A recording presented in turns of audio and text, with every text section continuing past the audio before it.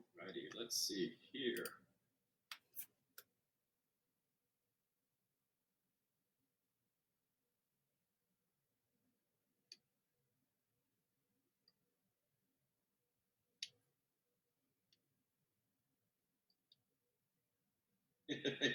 Your mystery collections live just popped up, so I would say we're Yep, it looks like we're good. Looks like we're live.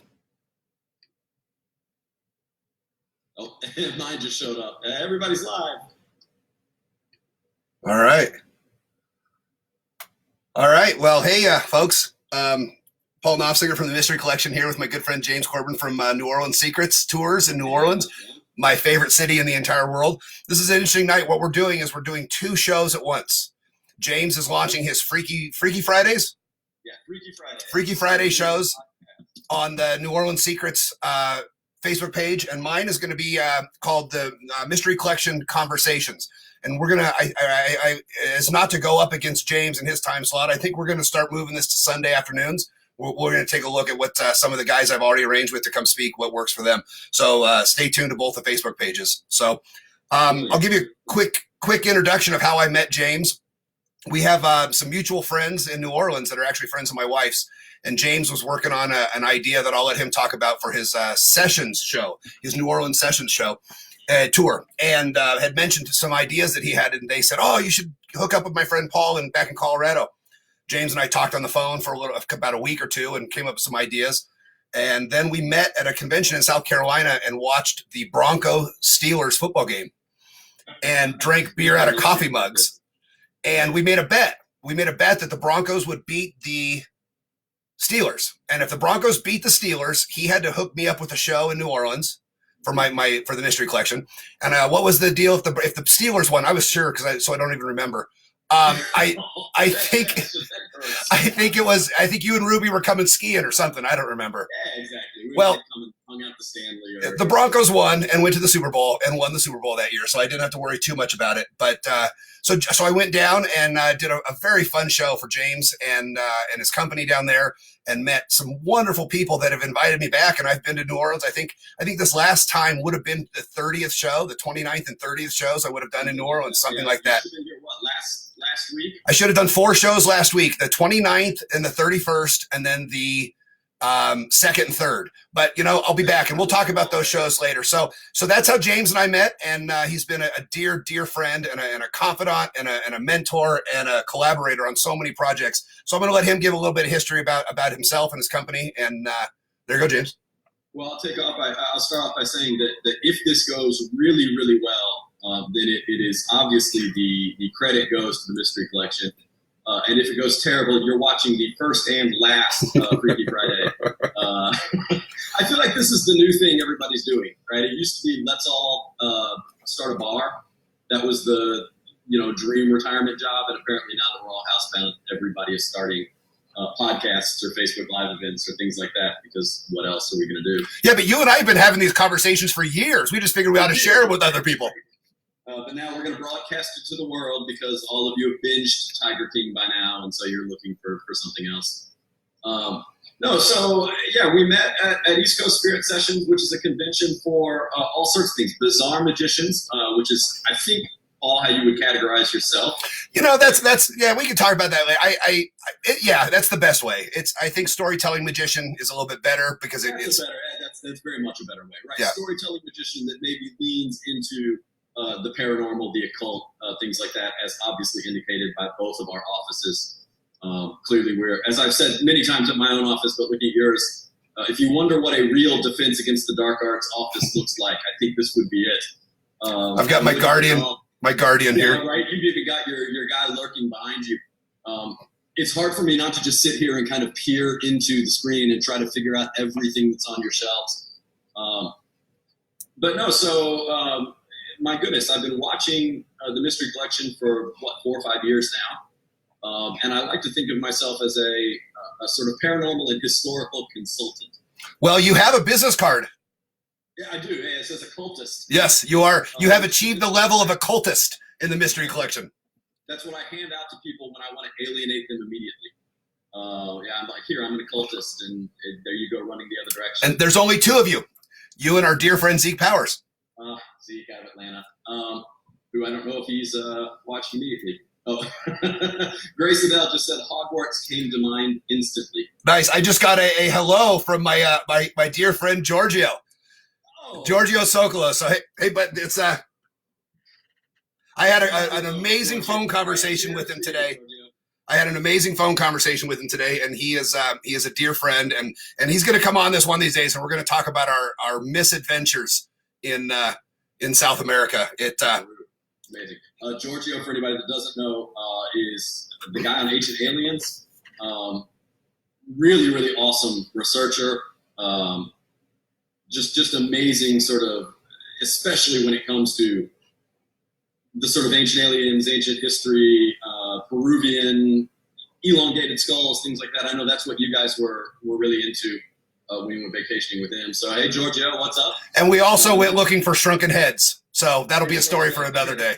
All right, James, I'm sorry we derailed. Go back to what your introduction. Oh, no, I was just going to say, so when I was putting together secret sessions, I don't know if anybody that's watching ever participated in one of our seances, but while we were trying to adhere very closely to the history, it was the first time I had really kind of stepped out of my comfort zone as a tour guide, when really you're just standing in front of 20 people and telling stories, and really kind of moved it more towards a performance-based kind of presentation. You know, how do you do a actual ghost hunt or a real seance while keeping everybody entertained? Because I think, as you and I both know, most legitimate ghost hunts are really, really boring. Order of saying nothing. And so that was one of the things I came to Paul about, was saying, well, when you do this in performance as a magician or on stage, what are the things that you do? What changes should I make to the historical framework so that it's more entertaining for everybody? And without boring everybody with all the details about that, you were a lot of help. I think you were the one that told me 13 should be the upper limit for the guests. I thought that was really cool. And then I like to think that the other way around, when you're researching a bit or a routine that needs a little more history than maybe you've got access to, that's when you reach out to me, and I might tell you, for instance, when we were looking for blue books. So Paul, like me, is a big guy of history. And so one of the things we like looking for are like little bits. We're both collectors, and obviously you can see some of our collections behind both of us. But I know a holy grail piece for both of us has been to track down an actual New Orleans blue book, which, if you don't know, is, for everybody watching, New Orleans had legal prostitution from 1897 to 1917. And so for those 20 years, while this red light district was in operation, there were these things called blue books that were effectively menus of service and kind of directories to all of the different working girls. And they would hand them to you as you got off the train. And just sort of, as you're... Well, they would sell them to you for 25 cents. Well, yeah, exactly. They would sell them. Kids that would sell it to you. Yep. And so, I think if you've been on any tour in New Orleans, we probably mentioned Storyville because it's where jazz is born out of. It's where King Oliver and Buddy Bolden, all of them play. But what's fascinating is that there are some blue books that have survived. I've seen them at the Historic New Orleans Collection. I've seen a few maybe cross the Cohen, the James Cohen Gallery on Royal Street, where all the antique coins and guns come through. But they're kind of like these notes. They're hard to track down, and when you track them down, they're either torn up or incomplete. Well, that's the problem, is they were printed on such shitty paper, such low grade paper, and they weren't meant to be kept. They were looked at and then thrown away. And I found one at a place in Chicago a couple years ago that was missing the cover, and they wanted a small car payment for it, and it because they don't exist very much. But I have a little secret, but I'll tip it later. So about the blue books. So one of our tour guides said orphans are cheap labor, which is actually how I got started as a tour guide. Isn't that how you find your guides as well? My mother is watching this. Yeah. So, but I've done every time I go to New Orleans, I get to hang out with James and I get to do tours with him. I think I've done your Voodoo tour half dozen times. I've done your St. Louis #1 easily 8 or 9 times, and every time it's a great. So I've recommended. There's 3 things I always recommend in New Orleans, and James and New Orleans Secrets is the top of the list. The others, I'll just give them a plug since while we're here is Mr. Gregory's. One of the dearest people in the entire world. He and Vince are two of my favorites. Hugs and high fives, guys. And then Potions, Marita and the girls at the Vampire Store, and their bar Potions. They're my family. I love them. They're very, very dear to me. So hey guys. Well, fine. I'll do the shout out in return. Getting me through quarantine is Tower 56 bourbon. This is the finest bourbon in all of Greeley, Colorado.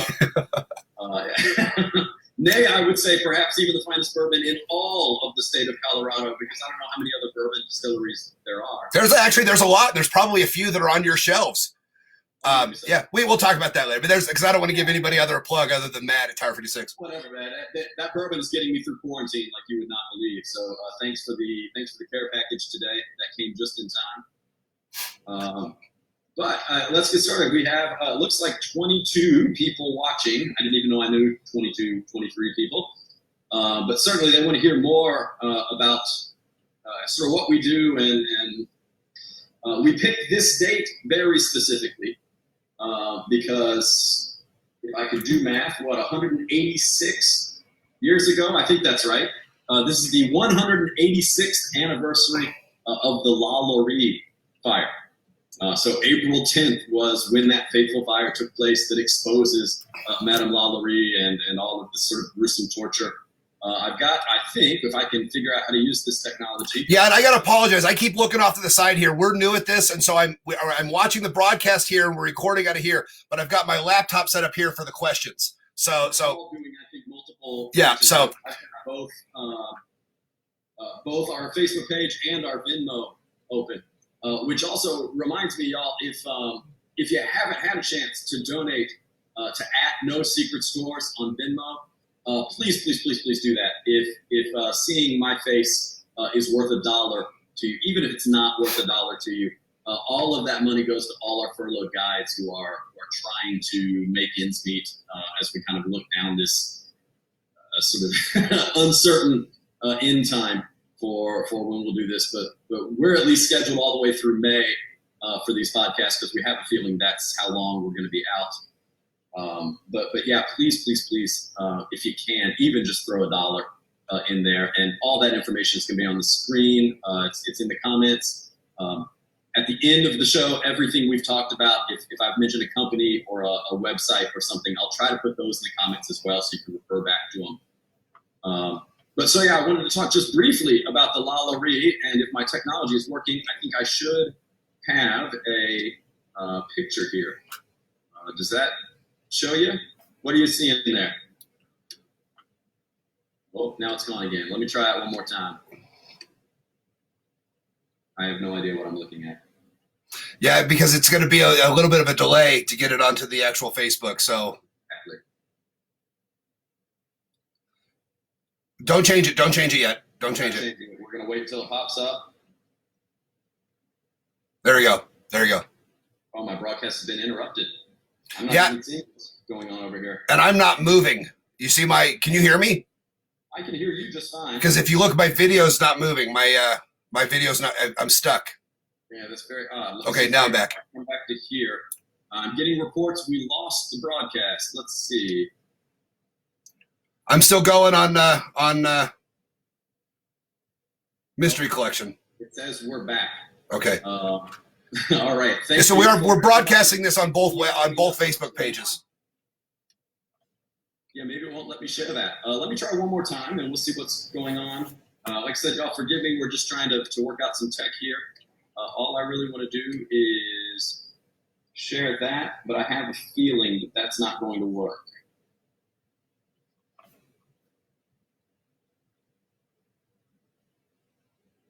And you have to understand, everybody that's watching along, there's I don't know how many second delay.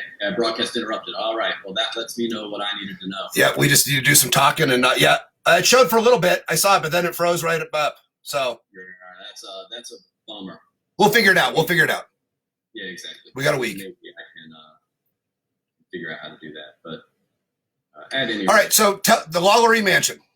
Sure. So if you don't know the story, if you didn't watch season 3 of American Horror Story, the real quick version is that the Lalauries were a very wealthy family living in New Orleans in the 1830s.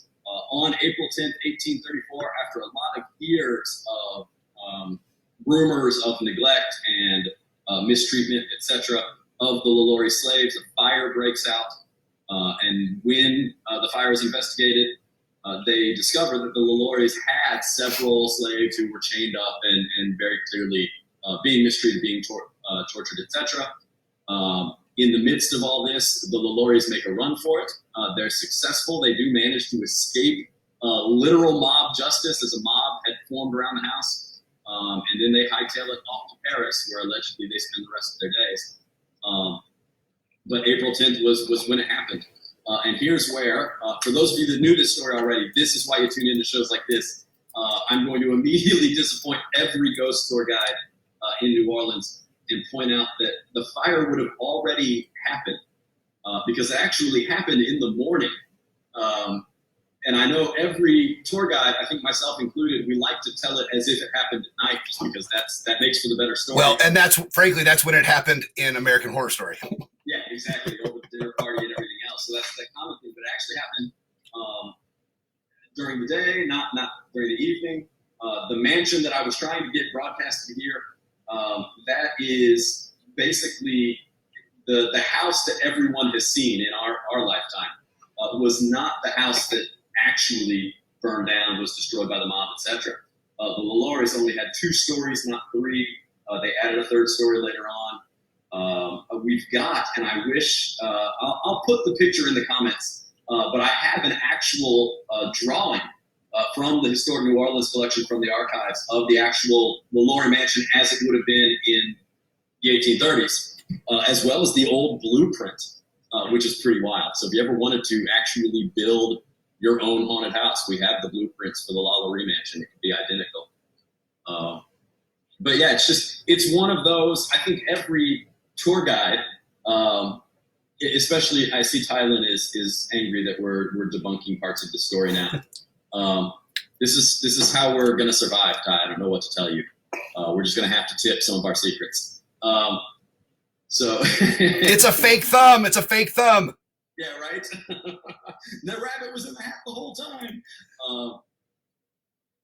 No, so I don't know. It's just one of those days. I used to love giving ghost tours on this particular evening, if only because once you reached the mansion and you got there and you told everybody it happened on that night, they're that much more invested, they're that much more excited about it. But honestly, I'm kind of hoping maybe this interruption will be so significant that when we come back, we won't have to tell the Lalaurie story every time.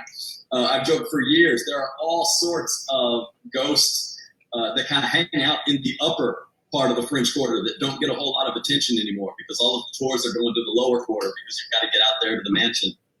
But other than that, that's why we started it on this day. It seemed auspicious, I guess. Right, it's Good Friday.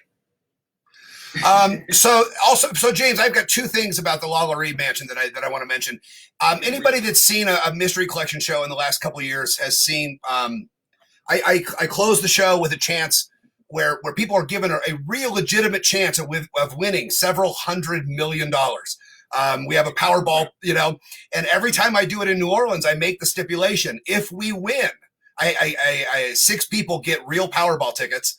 And I say, if we win, we're buying the Lalaurie mansion. And one time at Potions, a woman said, but it's not for sale. And I said, if we win $230 million, it's for sale. So that is my goal. That is my goal. If we win, my friends in New Orleans, when I come back, I do my shows. We're going to do the lottery routine. And if we win, we're buying the Lalaurie mansion. And I'm sorry? I said, don't steal our idea. Right, well, on the Lalaurie yeah, right. Nobody can buy it other than the mystery collection. And second, there's a book, and I looked up the woman's name. Is it Lorelei Shannon? Now Madame Lalaurie. They've more or less debunked that story, right? And said that it was bad. I mean, it was fake news. Well, they call it, yeah, right. I think back in that day, they called it yellow journalism and not fake news. But yeah, I guess it's orange journalism now, right? Orange journalism. Something like that, right? That's a good one. Somebody write that down. Yeah, right. we just lost half our viewership. I don't know how that Ha, happens. on your side, not on mine. Yeah, so absolutely. Mad Madame Lalaurie is a great book. Carolyn Moore Long wrote another sort of biography about Delphine Lalaurie. The thing you got to remember is that Delphine is 16 years older than her husband. Yep. I love this. I was kind of looking up the information. She's husband number 3. The first 2 have already died. And she marries Louis, Dr. Lalaurie, and they have a child 5 months later. And I'm trying to do the math on how you get married and then 5 months later have a kid. So clearly there was something going on beforehand, but then it was not a happy marriage.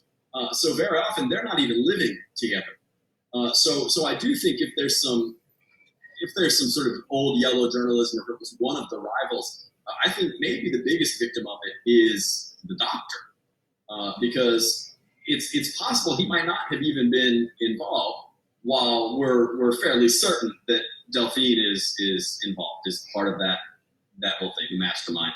She literally, when the fire breaks out, her first decision is to make a run for it, which is what every innocent person does, right? So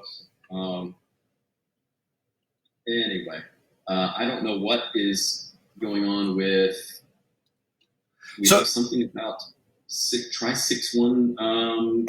I don't know what's happening. So if you have any questions or you see anything back here that you want to talk about, go ahead and put it on the Facebook page.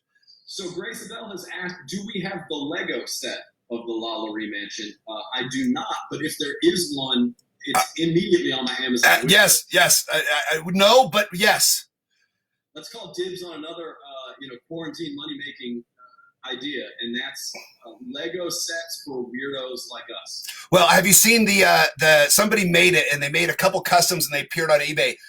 They were the mobile character, the for sure, like Playmobil. Playmobil, yeah, and it was the witch from the movie The Witch. It was the Black Phillip and the farm and everything. Yep.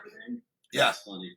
I've seen Lego mortuary sets where you can build like actual, crematoriums for your Lego pieces. I don't recommend. Nice. No, but ask whoever put that if it's real, put a link up, please, because I have a space right over here on this shelf right there, and that's where it will go. We both want our Lego Lalaurie mansion. We could do you could do like Holmes, Murder Castle, and the Winchester Mansion, and there's a whole line of haunted Lego sets that I think we could absolutely make a killing off of. Yeah. But that's all we've got, I think, on the feed right now. I want to ask you about something. So I know you and I are both collectors, and we've talked a lot about different items. Oh, you may have frozen. Oh, no, there you are. And I think to my left, over one of your shoulders, is that a Crying Boy painting? Yes. In the back? Right there, Crying Boy. Right. I don't know if anybody's familiar with the Crying Boy. The Crying Boy was the first piece I bought when I formed the mystery collection. The Crying Boy was a giveaway at grocery stores. Remember the green stamps when you were a kid? You could save up and you could get dishes or silverware or those kind of things. A series of grocery stores, Save-A-Lot grocery stores in England, had a series of 5 paintings by a Spanish artist, and there was the Crying Boy, and this was the first one. Well, a building mysteriously burnt down. I don't think there was any wickedness in burning it down, but the only thing that the firefighters found that was untouched was one of these paintings. So then about 3 weeks later, a school burnt down, and the only thing they found untouched was one of these paintings. So all of a sudden they start worrying that maybe these paintings are cursed, and they bring out all of the religious leaders to find out and to do the research, and they find that. So they of course do all of their research and deem that it is in fact cursed. And so they had a burning, and they were going to try to burn these pictures. And some of them, right. You've had 2 or 3 survived fires already, so obviously the smartest thing to do would be to try to set it on fire again. And so some of them, obviously some of them didn't burn. And so they determined that it was a cursed photo or a cursed painting. And these are prints that the grocery stores gave out. And you can go online and see all 5 of the set. Well, I read about this when I was a kid in Fangora magazine about, and this is really what set this piece right here is really what set the whole idea of my mystery collection. It was the idea that objects could hold energies, and objects could hold powers, and objects could have effects on people that would either terrify them or inspire them or guide them in directions. And I remember reading about it. And when I grew up and got a big kid job, one of the first things I did, the second thing I did is I bought my baseball card collection back. And then the second thing was I started looking for a crying boy. And it took me years. It took me probably 10, 15 years to find one. And I found this one at an art gallery in Amsterdam. And it came in, let me see if I can move this without, it came in that frame. And I thought about taking it out, and I'm going to leave it. It's really a cool piece. And if you don't know about the crying boy, you should do a little bit of research and look it up. It's been debunked by science, and the paper that it was printed on was cheap and wouldn't burn or whatever the story is. But the idea behind it is that it incited so much fear and so much like knee-jerk reaction in the religious leadership, the school leadership, the business community, because the grocery stores started getting, picketed for being in line with the devil. And it really does make me the happiest kid in the world to have one of these. What decade is this? This is the 80s. This is the early 80s. So this is, we're in the middle of the satanic panic. Right, when Ozzy was killing everybody. I mean, absolutely. Right. Where you and I would both get strung up just for having rooms that look like this. But that's what I was going to ask you. So seeing it so clearly pictured in your office, so you're not worried about your office burning down or oh no, all the other things counterbalance it. So if he were going to do something bad, the God machine would say, "Oh no, I'm the bad guy," and then this guy would say something, and then that guy. So talk about this ominous figure over your other shoulder. This is an 1880s Oddfellows service bearer uniform. It's authentic from the 1880s. It's got the Oddfellows pins on it. It's got the Oddfellows buttons. It's one of the newest pieces in the collection. I've only had it for a couple of weeks, maybe about a month, and he's been standing behind the bar. And I decided when I cleaned this out to do this and set up the office in here, I decided he's just going to look over my shoulder. I'm fascinated by the Oddfellows. My good friend Calvin, he's going to be Calvin Von Crush. Oh, sure. He's going to be on here one of these days, and we're going to talk about. He's an Oddfellows collector as well, and so he's going to kind of guide me through some Oddfellows stuff. The Oddfellows are really, really fascinating. So I'm organization, and again, kind of timely because I don't know how you do a podcast right now without talking about coronavirus and everything, but as a lover of all things kind of macabre and being a student of cemetery history and funerary rites and things like that. How we're dealing with this sudden increase in the death toll is really kind of wild. And so, this week we're hearing articles about mass graves and temporary burials, things like that. And, back 100 years ago when we're talking about the Spanish flu, especially if you were poor, it was those guys that took care of all that. It was the Oddfellows that literally we thought, I guess, helped bury before. And then later on you find out that not all the bones made it into the graveyards. Well, most of the collector skeletons and the collector skulls out there on the market, there is a market for people that collect human skulls. I don't know what you're talking about. But and most of them come from the Oddfellows. If you go to Zach Baggins' museum in Las Vegas, he has several skeletons that he says these came from the Oddfellows. So I don't know how they talk about going into an old Oddfellows building and finding human skeletons up in a room, and they're not there's nothing sinister there. There's no foul play. It's just they're literally left behind from back when these guys were burying all the dead. We just got joined by a friend of mine, Leslie. I need to say hi because I'm sad that this virus has canceled a show in Cheyenne, and she was the first person to volunteer to help me for the last show. This tour was going to be in Cheyenne, Wyoming, and Leslie was going to help. So I just want to say hi. She's been a dear friend. She's been a big help at all the Comic-Cons I've done, and I just want to give her a shout out to Cheyenne, Wyoming. I'll be back for sure. Yeah. I just read a really interesting story about Cheyenne, and I didn't this isn't on my list of things I want to talk about, but Tom, there's a guy named Tom Horn, and he was hung in Cheyenne, Wyoming. And he looks like he was started off as a Pinkerton detective, and then he was hung for being an assassin. And he's buried in Boulder. And so I talked to my friend Soydan in Cheyenne about it. And he led me in a few directions. There's some stories here. So I'm going to start working. I think that's the new, going to be one of the new fascinations and one of the new obsessions of the Mystery Collection is learning a little bit more about Tom Horn. And new obsession would be this particular hanging. Right, yeah. Whereas, like, you can see over my shoulder, right? In fact, I can pull them off my little Victorian mirror here. But this came from the collection, from your collection. That is well, I'll let you describe it. So, well, mine is right there. That was Wilbur French. And if you've seen my show, you've seen Wilbur French. You've heard the story. We contact in my show. We contact the ghost of Wilbur French, and he helps us deal with a story about his wife. Wilbur French is another. I went out yesterday. I took my my kid. One of the disadvantages of my kid not having school is that they got to hang out with me. So we went out to the cemetery and took some pictures of Wilbur's grave for a thing we're going to be working on here really soon. So stay tuned for that. While we're on the subject, and I don't know if I have it around me. I don't think that I do.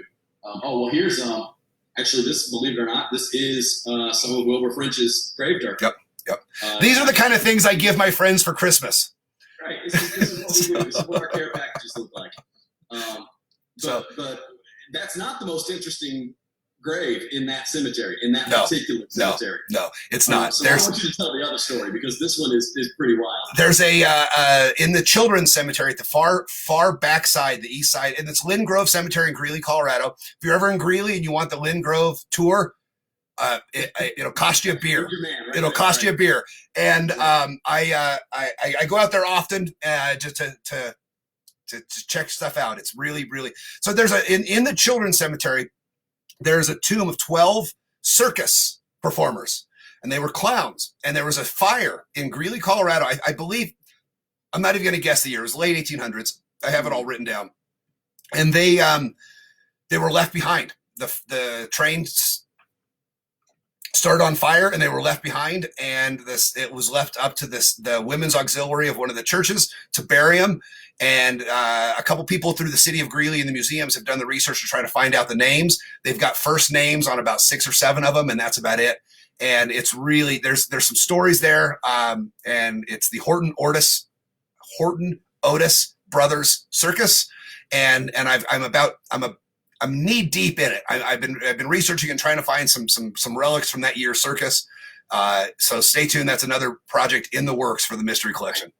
I think you just undersold that, so I'm going to say it again. It's a grave of a dozen clowns that burned to death in a train fire, were abandoned by their circus, and then buried in a mass grave without identification, without any last rites, without anybody knowing who they are.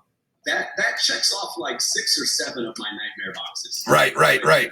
Yeah, right. By the way, Grace is still calling the Oddfellow the third host in the back. Well, so I had some friends. I when I posted him on Facebook, I had some friends say, "Have you named him?" And I haven't decided. If I'm going to name him. My fear is, and my wife, I don't know if she's upstairs watching this. I think her fear is that I'm going to name him, and then I'm going to have to get him some friends. And of course. Right. So, I mean, the cheapest part of this whole deal was the mannequin, and that came 3 days off Amazon. So I could have several mannequins in my basement. I just need to find more. And if you do some research, the costumes of the Oddfellows are amazing. I mean, it is like out of the wedding scene of Flash Gordon. I mean, it is really, really pretty rad. There's some wild, yeah. All those old fraternal sort of secret societies or pseudo secret societies, and of course in New Orleans, that's no surprise. I love taking people into Antoine's and showing them the oldest carnival costumes. And inevitably you get the same reaction, right? Because people are like, "Oh, this is great. Wait, why do those guys look like the Klan?" And you're going to go, "Well, because they're masked riders on a horse in the middle of a parade. That's kind of what it looks like." Right. I always say that sort of reconciliation with what you're really seeing with what sort of associations we put in. But if you've not named them, I think this is a perfect opportunity, Paul. We've got 90 minutes. I think we crowdsourced the name of your Oddfellow, and the very best the very best suggestion, we'll at least consider it. I've had a dear friend of mine recommended Alistair, knowing she knows my obsession with Alistair Crowley. A couple other names that I've gotten for him. I'll have to look up. I made a list, but I'm trying to name that. I'm trying to name my bar. So we've got a few names in process. So if anybody has an idea what to name him, let me know. I'm gonna get some gloves, and you can see he's got bare feet. So I'm gonna get some gloves and some boots for him. The fun part is that the Oddfellows, they were all responsible for making their own costumes. And so you'll see variations of the skull. Some skulls will be stitched in, and some skulls will be put, there'll be patches that they'll make a patch and they'll sew it on, and some will be stitched actually into and this is a combination of the two. So I'm getting a message here real quick. Let me see what this says. So this is the funnest part about this. We had checked the Venmo recently, but let's do that. So I also did this, and I don't know if James will mention it or not, so I'll go ahead. James was one of the first people to pay his employees through this. The first people to go public and say, we're going to pay our employees through this mess. And I've met several of his employees, and I know his partners really well, and they are some of the best people in the world. So what I decided to do is between now and August or April 15th, so you got another couple days, a week or so, all of the donations that come in to the mystery collection, or I'm sorry, all the donations that come in to give his guides the tip in the tip jar through April 15th, the mystery collection will match it. So I believe enough in what they've done. I can honestly say, with the exception of a few other people, James and Angela and Mark, his partners. Oh, happy birthday, Mark. I forgot to tell you earlier. Happy birthday. Yes. Without the three of them giving me the first show in New Orleans, this mystery collection would not exist at all. So I'm going to match the donations. If you have to put in the Venmo, you have to put the mystery collection, and I'll get a tally. And on April 15th, I will match the ones that come in from the mystery collection. So obviously, that's so kind. I was going to joke that you were only saying that because several of the guides are on the feed watching right now, but no, that's not. It just baffles me. We're trying to do the best we can. What a strange historical moment to live in when the rug gets yanked out of an entire industry, or really industries, right? Because it's not like it's just tourism that's being affected. But what's been wild is seeing all of these sort of responses, all these creative outlets. So, we've been doing all of our videos. I'm proud to say my first video got yanked from YouTube already for a copyright violation. So it turns out YouTube is okay if you play Ellis Marsalis music, but not Bill Withers. That's not allowed. So I got to find a good Bill Withers cover and replace that. Then that video will go back up.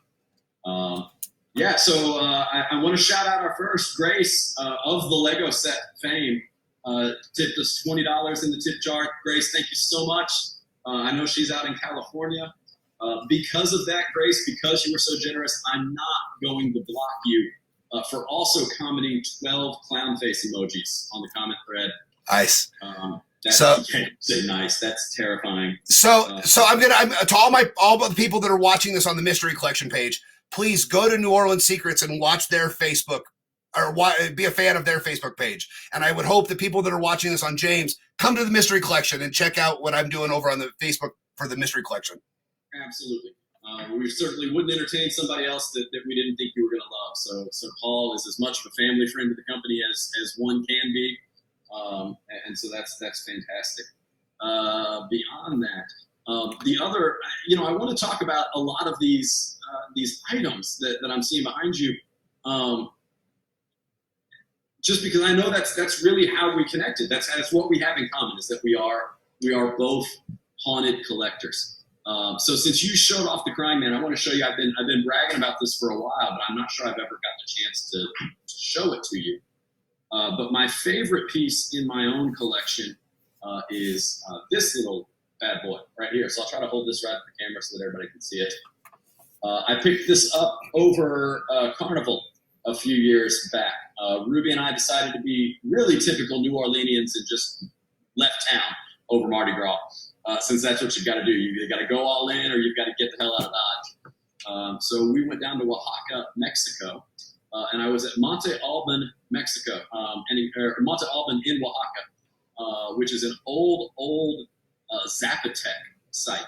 So the Zapotecs are a group of people that kind of predate the Aztecs, right? So they're another one of those Mesoamerican native tribes. I think they're around 500 BC, and they go all the way up to, I want to say, about 900 or 1000 AD, where basically then they get taken over by the Aztecs, and the Aztecs kind of run the whole show until the Spanish show up. And obviously, taking my voodoo tour, you know my opinion on that. But so my wife and I were exploring this pyramid complex that's there. And again, I'll post the picture that we were going to try to broadcast here in the comments thread a little later. But effectively, we met a guy up top of the pyramid. So it's this big, like longer than a football field sort of stretch where all these old buildings used to be. And the only things that are really left are the temple structures. And so at the very top of the sort of tallest pyramid, you have this area where you can walk around. And we met a native, and literally what he was doing was kicking up, like showing us how he walks around and kicks up artifacts and just takes them. Because they've determined that basically everything from these sites that's of historical value has basically already been taken by museums and universities. So all you really have left are these little pieces. And he says that, while I might think this is the coolest thing I own, they're common. They're like rocks over there. You can literally just kick them up out of the dirt. And so we got this one from him, and I got a few others that I gave to different friends of mine. But I had there was a slight alarming thing. So as best we can tell, this might be who the Aztec would call Tezcatlipoca, which would be the god of night. And the reason I'm saying that is because if you look, you see his headdress that the fellow is wearing is an owl. So, obviously associated with night, etc. Well, Tezcatlipoca in this pantheon is not the nicest of guys. And so I gave all the nice pieces away to other folks, and then kept like the god of night for myself and my own collection. So we brought it back from Mexico. It went through customs without an issue. There were no problems. It was not like we were smuggling artifacts back in. But 2 days after I came back to New Orleans, this would have been 2018, there was a 7.2 magnitude earthquake in Oaxaca. And again, it's kind of like you're crying, boy. I'm pretty sure one didn't have anything to do with the other. But I did reach out to a friend in Oaxaca and was like, so if I needed to mail something back to you, if you keep having earthquakes, could you take it back? So I joke, that's how I became responsible for the Oaxaca earthquake of 2018. But what's really wild about this is that this has got to be 2,000 years old, this carving, just based on what it is. So it is literally the only object I own that is millennia old, not centuries. Centuries for historians, like, all right, something that's 200 years old is great. I've got a rock that's 300 years old. It's a paving stone from where I used to live in the French Quarter. Again, if you've been on some of my tours, you might have heard me talk about this. This is what it is. It is literally just a rock. It's just important because it's a rock from the French Quarter from like 250 years ago. But again, once you break that 1,000-year mark, that's when things get really cool. So that's my, if I have a cursed object, I guess it's probably going to be that one. But I think it's one of my favorites. So I'm looking around thinking, what else do I have that ranks up there? I've got 9 questions on my Facebook page. 9 people have posted, "Where's Giorgio?" And so the History Channel, like every so day. I don't know why. he posted on there. He posted that he and I are dear friends, and this is my first. And he plugged the mystery collection. But I've got a fun story to tell about Giorgio. He and I have. I posted something after this, and I won't rehash this because it did cause a lot of hurt feelings. I posted something after the Sandy Hook shooting that was very poignant, and it was very strong, and it was I thought it was very witty. And I have 400 Facebook friends. I can handle. Yeah. And Giorgio has, I don't know, 175,000 followers on Facebook, or maybe more by now. I don't know. Well, he believed in what I said, and he agreed with it. It was really, we talked about it this afternoon, and it was really sharp, and he reposted it and in support of me, and that I was right. Well, the next morning I had people telling me that they're going to find my kids and that they're going to shoot my kids. and I had people threatening where I was working. I had people threatening my wife on Facebook, so I took it down, and he stuck with me, and he understood. But he'll be on someday, so keep bugging him, and I'll get him on here one of these days. I just want to say, internet, this is why you can't have nice things. Yeah. We'll tell the story of, I'll let him tell the story of, we were in, I think, is it Pisco? Is that the town? Pisco, sure. And we drank way too many sours. It got pretty ridiculous. So that's a story for another day. The couple of the objects that I'm really interested in right now that I'm doing some research on, and I'm about halfway through the book, the mystery collection book, which I'm calling The Monkey's Paw, based on the W.W. Jacobs story, which is really indicative of what I do. I've got right here, the hand? I've got a wrapping hand. My friend Calvin helped me find that, and it's an old wrapping hand from a medium named Cora Scott. I've got over here a voodoo doll that you sourced for me that I'm doing some research on right now and trying to find some origins on that specific brand.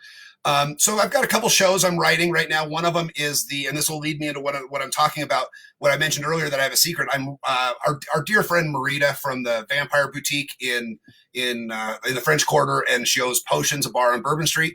She just wrote an amazing book on Josie Arlington, the Madam of Storyville. Yeah. And you can go to feelthebite.com and find it there. It's a great book. She's awesome. She's written several great books on New Orleans history and New Orleans ghosts. I'm writing a Storyville seance that we're going to do the next time I'm in town, and we're going to do it at Potions. And on that, James, I've been saving this, and I didn't want to show you yet because I didn't want to spoil your evening. But oh, you son of a gun! This is an authentic 1914. I found one. I found one of the books. I'm sorry, hold on a second. Do I have other partners that are watching this? Because I want you to say, I said son of a gun because we're trying to keep this PG-13 for folks. Who that is? was not the first thought I had. So this is one of them.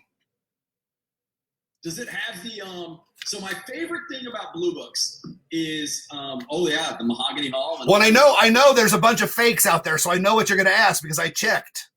Well, number one, yeah, you've got to find.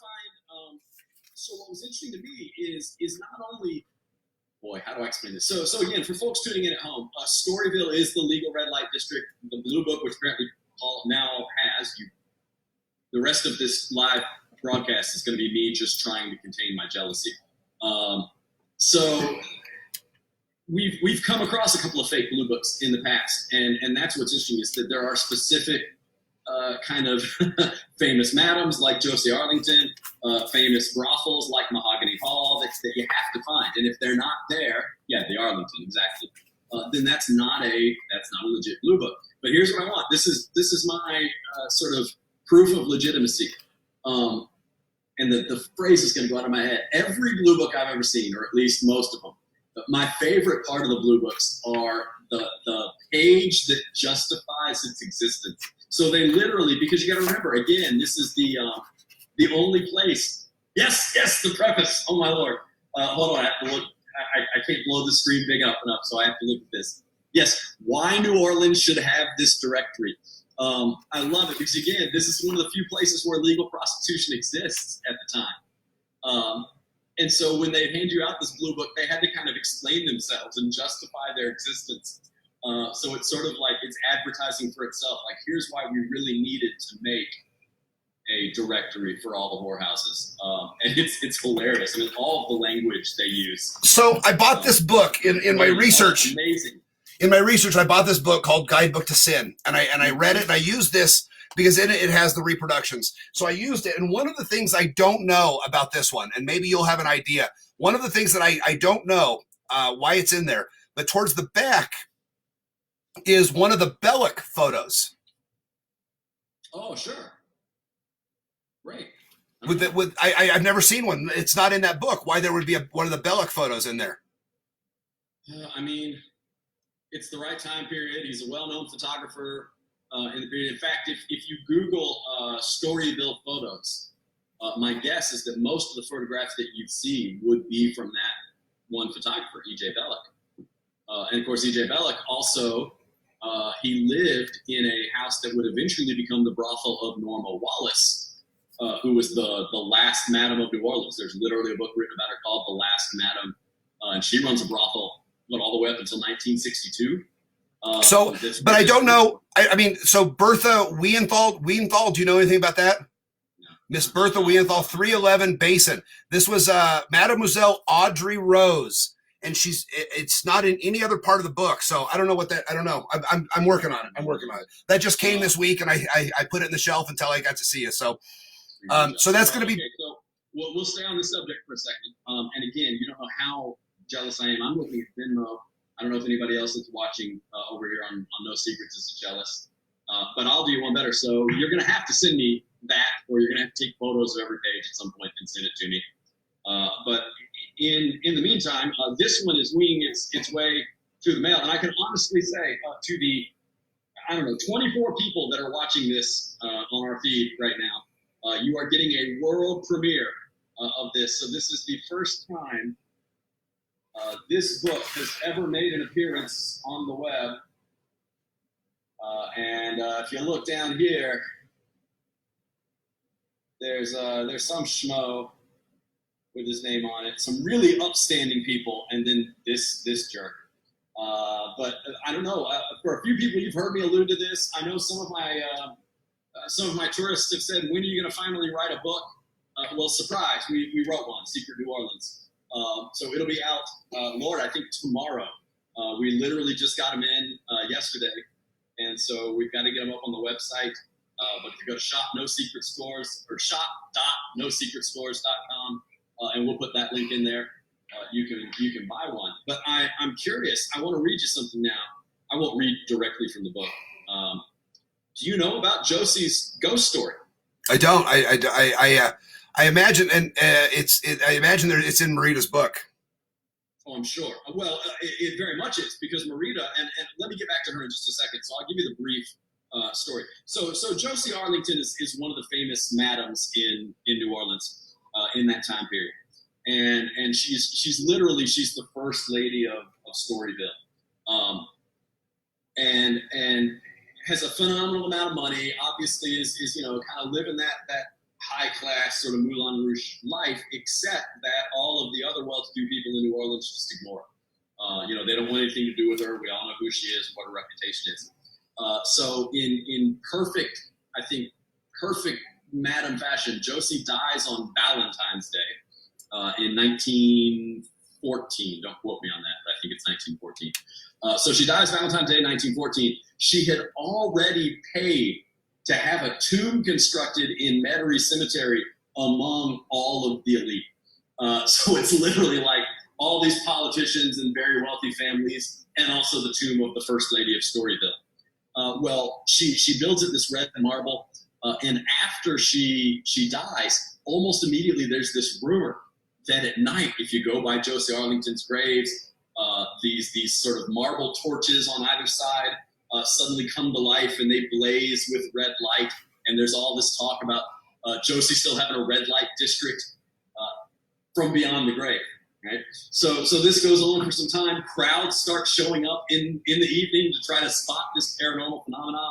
And then eventually somebody notices that there was a toll road not far from this particular part of the cemetery. And literally the red lamps that are hanging to mark that this is a toll road are positioned in just the right spot so that light is hitting the marble on her tomb and reflecting it. And so, this is by 1915. It's literally the first, I think, at least the first account we've got in New Orleans of an actual debunking. It's legit. There's a legit paranormal investigation where everybody shows up to see it, and then the one guy goes, did anybody else notice those lights over there? And that's it. We're done, right? And that's it. But not long after that, the family surrounding her tomb get so offended that they, and I still don't really understand, Marita would have a better idea of this than me. And I've messaged her about being on these one of my shows. Yeah, I'd love to hear what she has to say about this, but I know that eventually her tomb is purchased by another family, the Morales family, and they move Josie's remains out of that tomb, so she's not even in the tomb that she built anymore. And it's been one of those long New Orleans mysteries. There's some people that claim to know where she's buried, and other people are not really sure where she's buried. But I know that Marita said that not only has she identified the location of the grave, she's actually trying to reach out to the descendants of this other family, the Morales family, and see if they won't give their permission to reinter Josie back at her grave. Very cool. And I think that's amazing in and of itself. And so if that happens, if they do have a reinterment ceremony, we'll have to get you down for that, because that'd be the perfect time to do a Storyville themed seance. Well, and I'll reach out. Maybe there could be some sort of fundraising that I can help with and do a show, sell tickets, and fundraise for it. I think more than anything, it's just finding the person that's got the rights to the tomb and asking for the permission. But that would be a pretty, again, one of those events that's only going to be important to a very small subsection of the population. But certainly we're of that subsection. So I got to interrupt real quick. I'm having trouble on my Facebook page. I'm only seeing 4 comments at a time, and it says that I have 47 comments and I've got 70 people watching. But I only have 40, and I can't expand it. So in the immediate, in the next, while we're doing this, if you have a question you want to ask, send me a private message as opposed to leaving it in a comment. For some reason, I'm only seeing 4 comments. I've got a couple people. Hey, Nick Wegner. I'm not going to tell anybody what Nick Wegner does because it would ruin a lot of my stuff. But hey, Nick, Nick is one of my favorite people in the world, and Nick is pretty responsible for some of the miracles that I perform. I know Nick's work, and I won't say anything either. But Nick, you're amazing at what you do, my man. Yeah, really, really brilliant stuff. I want to shout out a couple people too. We got a donation from Kara Johnson, who says, "Make Paul match it." So Paul, you're matching that one. Okay. There was for years. And then another from Heather Poole, who's a dear, dear friend of mine. Heather is one of you get these families of tourists that you just adopt as a tour guide. And the Pools are definitely one of those. So 25 points back to Gryffindor for that. Her son, Josh, became my biggest fan, and now I'm Josh's biggest fan. And so every time I find something cool in New Orleanian that I think they'll like, I kind of try to send it their way, at least virtually. And what's funny is that, again, I met them years and years ago, and I'm still making the same Gryffindor jokes that I was making back then. And I'm fairly certain the kids probably have grown out of that. And now I'm the only person that cares about who wins the House Cup. But, so I gotta tell you, dude, my kids made me watch the first Harry Potter movie the other night, and I fell asleep halfway through it. So I'm not into it. So I figured it out here, and I've got a couple greetings from Cusco, Peru, one of my favorite cities. We had a blast in Cusco. So hi there, and then I've got another one that says WTF is the background on the guy on the right. I'm guessing that you're meaning this guy. Christopher Weber, if you're meaning that guy, I kind of talked a little bit about it. He's an Odd Fellow. It's an Odd Fellow service bearer's uniform. If you have more questions, you want to talk about it, PM me on the Mystery Collection on Facebook. So I figured I've got all these, so I've got to backtrack a little bit. So yeah, I've got Leslie, my friend Leslie from Cheyenne, says that her husband has family members that were at Tom Horn's hanging. Oh wow. Nice. Well, there's a first-hand account. Yeah, awesome. So yes, my husband's family member watched his hanging. So yeah, so if you have any questions, it looks like I'm seeing my messages now. So yeah. Heather just said her kids will never grow out of Harry Potter, which is fine, just because this is what it looks like when you're 39 and haven't grown out. And I don't have anything against it. I just have never. It's just never been. I don't know. My kids love it. My wife loves it. It's just not. I don't know. As a magician, you think, but that's a story for another day. So the Storyville seance is something that I've been working on as well, and I've got some friends other than you and a couple other friends that have been researching it. So that's something that you'll have to stay tuned for. It's coming. It's coming. Oh, it'd be brilliant. And there's so many good places in this town to host it. Potions and everywhere else, I know we've done shows with the Always. And so, yeah, I'm excited. That's one that I'll be excited to. Well, and the other show, the show that I should have done last week, that breaks my heart that I didn't do, and I've been writing this show. Literally, I've been writing this show since I was 5 years old. Is my show called The Imaginary Friend. And if you've seen the Mystery Collection show, you've heard the story. I had an imaginary friend when I was young, and his name was Yehudi. And oh, there's some messages. So let's see here. All right. Anyway, it'll come up. I had an imaginary friend named Yehudi. That all right. We have a message from somebody named Vic in Indian Hill, North Carolina. Is there anything in either of your collections that has significant other had issues with being in your house? Oh, yeah, yeah, the whole office. That's a great question. That's a great question. Absolutely. My answer is wholeheadedly yes. I think my wife drew the line when I brought a human head in. When I brought a shrunken head, and I was like, I might have an issue with a human head. No, if there's a shrunken head. So yeah, I think that was when. And then but it was here. So what did she do, right? So the Yehudi, we'll get back to this. I want to finish the Yehudi story. I had an imaginary friend when I was a kid who was my best friend, and I talk about him in all my shows, and it's a big deal, and it really was a big deal. Well, I'd written an entire show about my imaginary friend, and I was really, really excited to do it, and coronavirus got in the way, but I promise it will happen, and it will happen at the Always Lounge in New Orleans. It's the perfect venue for my imaginary friend show. And so that's one of the shows that I really wish. I was heartbroken. I didn't get a chance to tell the story for the people that don't know. 5 years ago, last month, I walked away from a 17-year career in finance. I worked in the international credit department at the world's largest beef company. And I decided shortly before I turned 40 years old that this isn't what I wanted to do with my life. I wanted to be a professional magician and travel around the world and tell stories and tell jokes and share this love for storytelling that I have. So I quit my job and I jumped and I did it.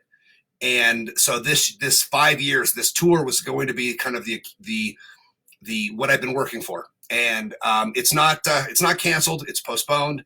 So we'll get back to it. We had this thing's cost me almost 30 shows between this and a deal that I had with a hotel in Colorado. And we'll see if we can salvage some of that. And so it's been heartbreaking, but I'm going to get back out there. And as soon as this is over, you guys are going to see some amazing things I've been working on, and we're going to need some of my magic spread around after this is over. And the Imaginary Friends show is absolutely one of them. It's been something that I've been working on for a long time. So back to Vic's question. The mannequin kind of spooked her a little bit, and the skull. Cleaning ladies. I'm sorry. Yeah. Like, you gotta tell that story. I forgot. I have an amazing, and I hope she's watching. I have an amazing woman whose company cleans my house, and I forgot to tell her that this guy was in the basement. Forgot to tell her that this guy was in the basement, and so that was quite a surprise. I imagine when she turned the corner and saw it. So in your basement. Yeah, when nobody else is in the house, there's a 6'3" mannequin hanging out behind the bar. I love it. No, so my wife, it's funny, when we frame these, I guess you try to balance everything. But hey, Nick is one of my favorite people in the world, and Nick is pretty responsible. If I fan this up, you might be able to get a glimpse of. Well, at least one, that up there is one of my altars, one of my voodoo altars. Because obviously you know this, and I think a lot of other people that are watching on my side know this, but I've been a voodoo practitioner. Voodoo is my legitimate religion for, Lord, I can't even do the math anymore, 18 years, 19 years, almost 2 decades now. And so the one I can show off, and I'll fan it up one more time again, this one that you can see up here, that is to Oya, who is the spirit of the wind, but also the spirit of sort of scholastic pursuits and knowledge, things like that. So traditionally, we put the altar up in your office or in your library. And then above me, though it's kind of harder to make out, way up here, where you see all this, is my altar to Baron Samedi. Now, Baron Samedi is the voodoo spirit of death. So he's kind of like our version of the Grim Reaper. But it's also, that's where you honor your ancestors. It's where you honor people that have passed on. So I don't know if it's visible online, but sitting up on that shelf is literally an urn that has my father's ashes in it. I mean, it is where everybody near and dear to me that has passed on, there's some little reminder of them up on that section. You can even see just above my head right there. If you can't make that out, that's a picture of my cat who passed on last year. But he's a family member, so he goes up there along with everybody else. And that's always, I think that corner of the office has always creeped my wife out just a little bit. It's funny. I know that as the two of us go, I would say, and correct me if I'm wrong, I would say I'm more of a believer than you are.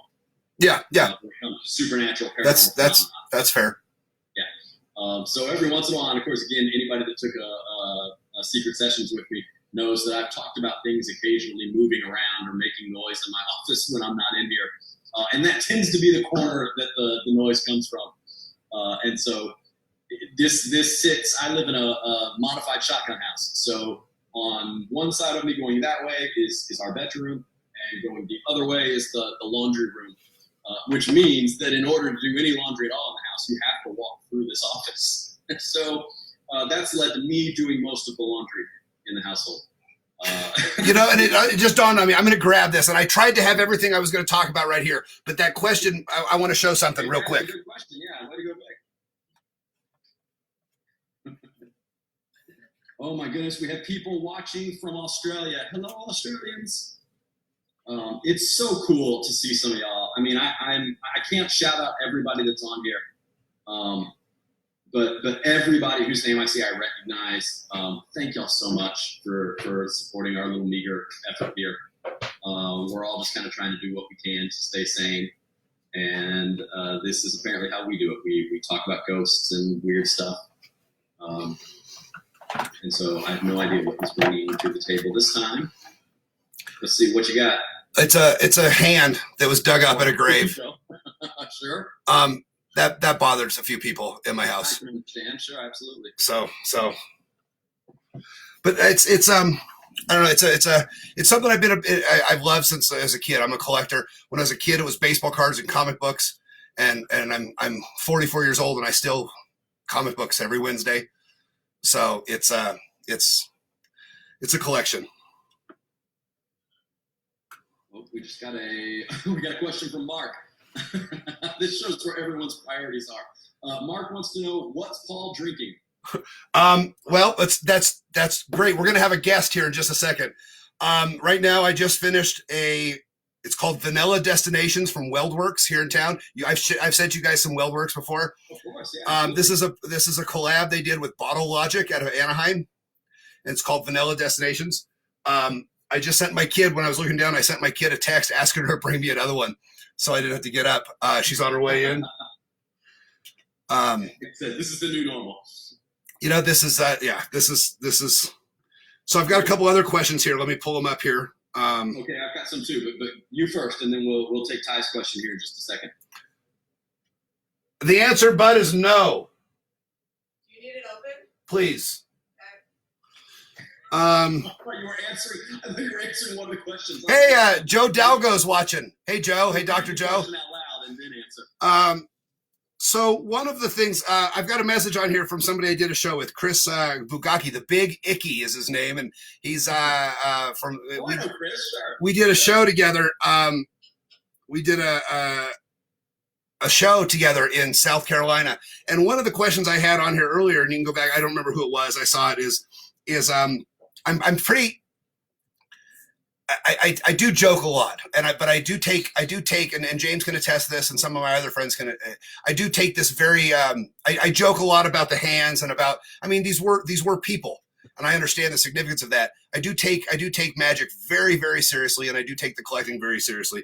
But I also kind of, it's fun. So lighten up. Well, I think there's a little bit of gallows humor to it too. Right, yeah. No pun intended. We talked about 2 different hangings tonight, and All right, look at this. I got delivery service.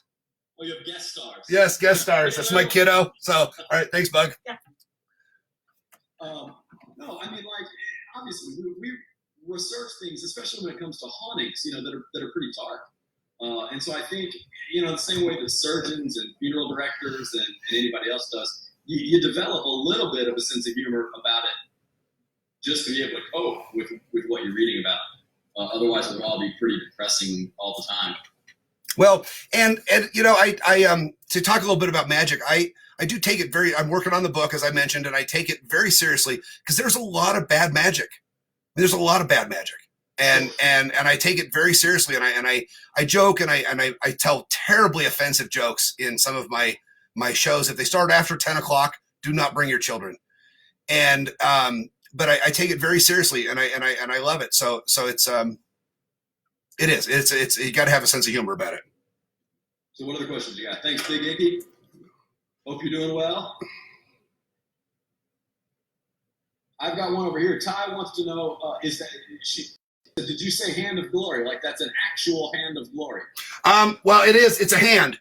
I don't know that it's a hand of glory. I don't know. Obviously, I don't know the provenance of it. I don't know if it came from a robber or anything. But it is in fact a human hand. It is. Can you explain to the lay audience what that means, hand of glory? So the hand of glory was it goes. I don't know the real provenance of it, but it goes back to a thief. They would hang a thief and cut off his hand, and they would put a candle on it and make it. It would bring luck to the victims. So there are several hands of glory passed around the world, and there are legitimate hands of glory that were cut off of convicted and hung thieves. It's another one of these macabre artifacts where, obviously, even today in some parts of the world, it's that classic punishment. If you're caught stealing, we're going to cut your hands off. Right. One of the other things I'm working on right now is the idea of a hangman's locket. I don't know if I've told you about the hangman's locket. Oh, sure. Go ahead. In the Wild West, when they would hang a murderer or a thief or whoever, for whatever reason they would hang somebody, they would the sheriff was in charge of determining how many executions the hangman could do. He would do a psychological review and say, okay, you're good for 30 executions.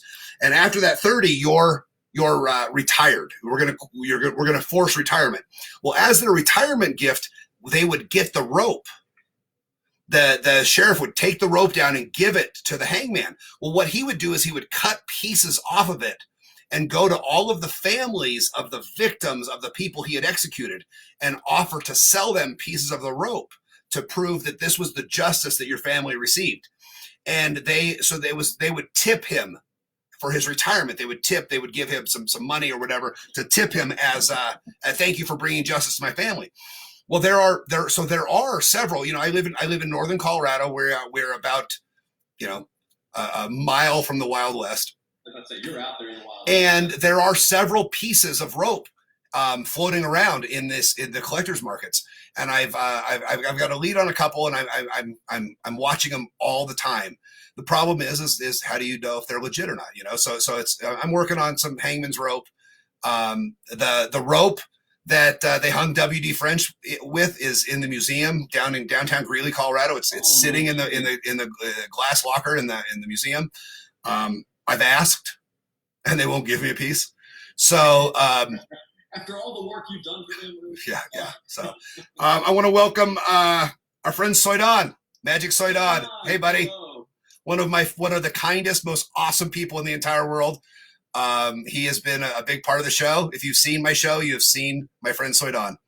And, again, it's so hard to talk about magic without tipping methods, without sort of exposing yourself to the audience. But I will say Soidan is responsible for arguably one of my favorite routines in all of magic, and I'll leave it at that. I hate to be that mysterious, but it's nice to have such a master creator with us. So So now people are leaving messages for Giorgio on my Facebook page. So Giorgio, if you want to log back on and answer some of your fan mail on my Facebook page, I'd appreciate that.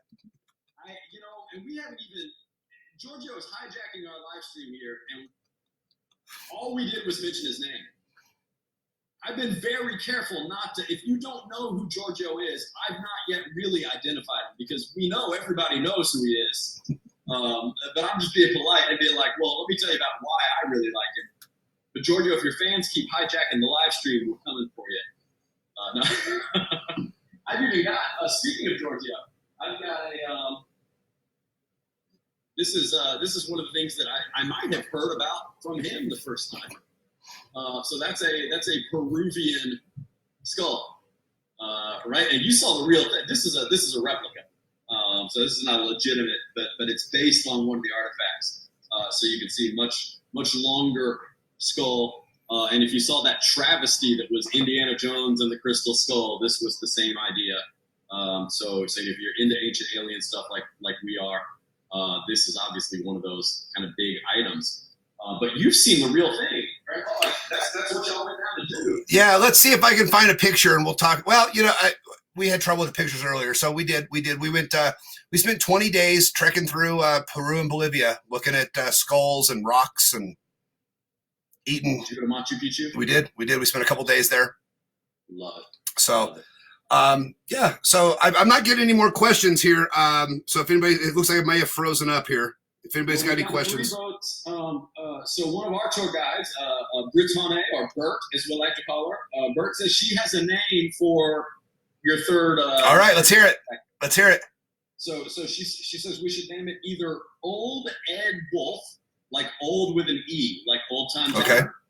Old Ed Wolf, and then we could call him Eddie for short. And she says that's an anagram for Odd Fellow.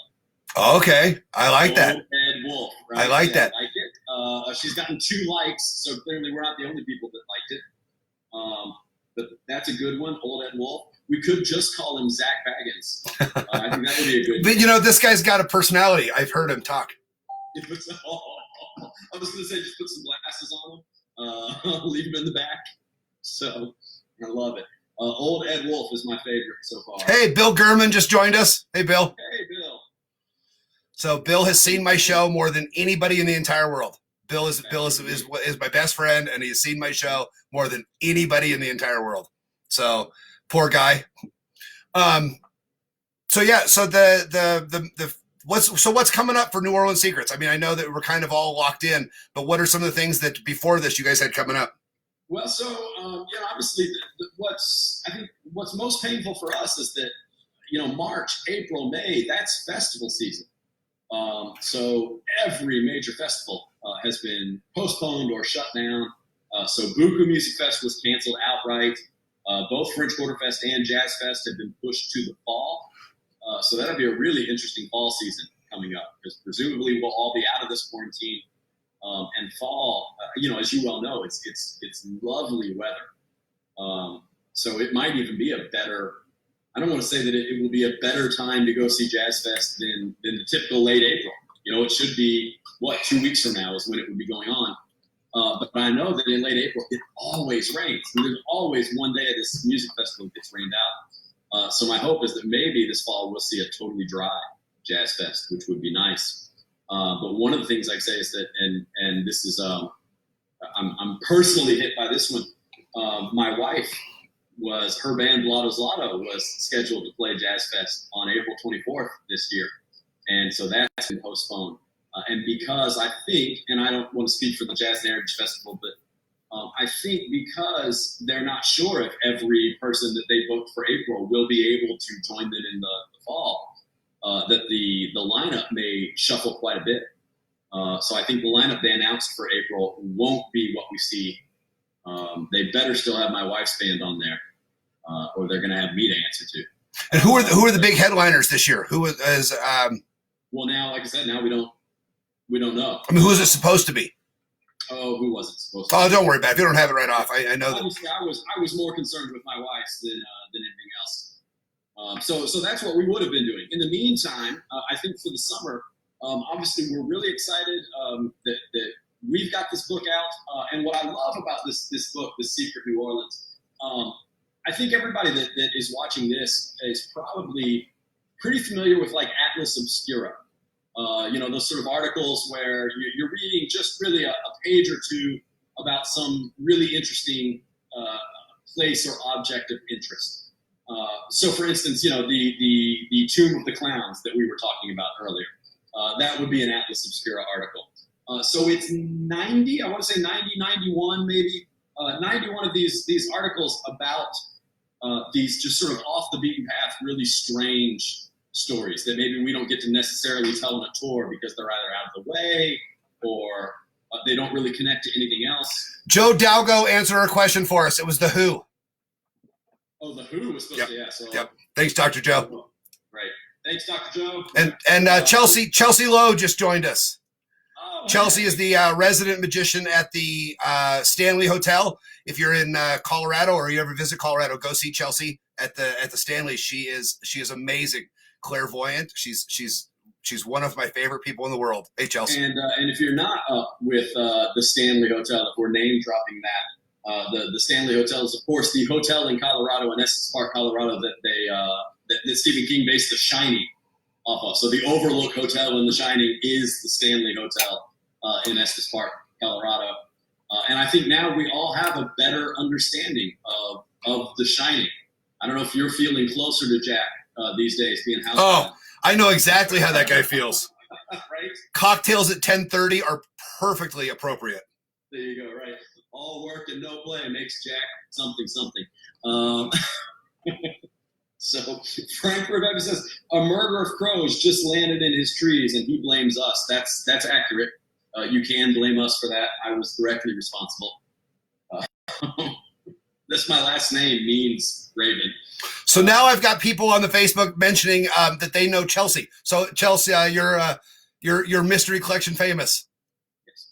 This is a Facebook Live of two people that are friends with a lot of actually famous people. Yeah, we know more famous people than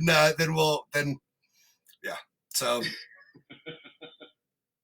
yes, Christopher. 10 a.m. 10 a.m. There's no problem with having a cocktail at 10:30 a.m. in Colorado. Well, I live in New Orleans. This is the first time our bars have closed in decades. We are living. I think I posted on Facebook that we are living in airport conditions, where you can have a beer at any time during the day, like you do at airports. I like that. Yep. This is airport conditions. Airport conditions. So without airport prices. Now, and I got to tell you, it's Chris Bugaki that's busting me on this. He put shit up his nose. I mean, stuff up his nose in South Carolina. Yeah, we know Chris, right? All right. It's like a Coney Island. I don't want to pigeonhole him, but like a Coney Island freak show. No, amazing. One of the coolest guys. I had a blast. Stuff that I could not possibly do in a million years. He was part of the show that I maybe, and I'm not going to repeat this on here, but message me and I'll tell you the story. I maybe was the most offensive I have ever been at a show. Chris was in the show with me. So I don't know that story, but I do know how offensive you are. We can't repeat that. Yes. I think for public consumption. Bert also chimed in and said the Stanley apparently has a video tour of their hotel. Awesome. Right now. Awesome. So you can go check that out. Yeah, awesome. If you want to wander the halls of the Stanley Hotel without being haunted, that's a good way to do it. There's a lot of good places that are doing that. So one of my favorite places of all time are the Parisian catacombs. Every time I go to Europe, every time I go to Paris, I visit the catacombs at least once. And again, if you don't know the history about that, there's a point where Paris's cemeteries are overflowing. So to solve the problem, they take a bunch of tunnels underneath the city where they basically had mined all of the limestone to build the buildings. And they turned the tunnels into catacombs that hold something like 1.5 million skeletons. And they are not in graves. They are literally stacked up, just piles and piles of bones. The monks that originally did it arranged a lot of the bones into design, so you could see like hearts drawn out with skulls and all sorts of other wild stuff. But this is the first time, I think, ever in the history of the Parisian catacombs that they've offered any kind of virtual tour. Yeah. And that's one of my favorite places of all time. I saw the Winchester House is doing a virtual tour. There all sorts of places doing virtual. They have to. This is the new time. So shout out to all of our magician and tour guide friends who are watching this, because none of us are at work. Right? Gemini artifacts. Be out on stage or on the road or something, and there's not one of us. Gemini artifacts just joined us. Without a doubt, one of my favorite people in the entire world. Shout out to Vic and Gemini. So this is a lot of fun. I've never done this before, so I apologize for looking back and forth, but this is a lot of fun. So if you have any questions, let us know. We're going to stick around for about another half hour, and we would love to take your questions. So if you see anything in the background of either of us that you want to ask about, speaking for myself, every item you can see probably has a story attached to it. So I'm happy to talk about any of that. All right. So somebody just asked me about where do they find the Paris Catacombs tour. Oh, what are your questions? I would search Parisian Catacombs Virtual Tour on Google. I don't have the website handy. What is the movie? They made it. I mean, it's fiction, but they made a movie down there. Is it called There's one called The Descent, I believe. No, I think that's in the mountains. That's in the Appalachian Mountains. I think it's called As Above is As Below. Yeah. Yeah, it's another one of those that came out that time. Well, that's the thing about the catacombs, is that they go for miles and miles and miles underneath Paris. And so the part that contains the bones is what's open to the tourists. But the tunnels go much, much, much, much further. I mean, literally miles of tunnels under Paris. And if you venture off the beaten path, you will get lost. And they've had people legitimately lose their way and die before they could get back to civilization. And I think that's basically the part of the premise of the movie. As you might imagine, that has spawned all sorts of stories that have come out of that. My favorite one, actually, I was turned on to by Neil Gaiman, of all people. But a few years back, this had been maybe 10 or 15 years ago, they were investigating. There are police officers in Paris whose whole job is to just patrol those tunnels and make sure nobody's down there. And so these cops were going out at one point, and they found a full movie theater someone had set up with folding chairs and a reel-to-reel projector, a working bar.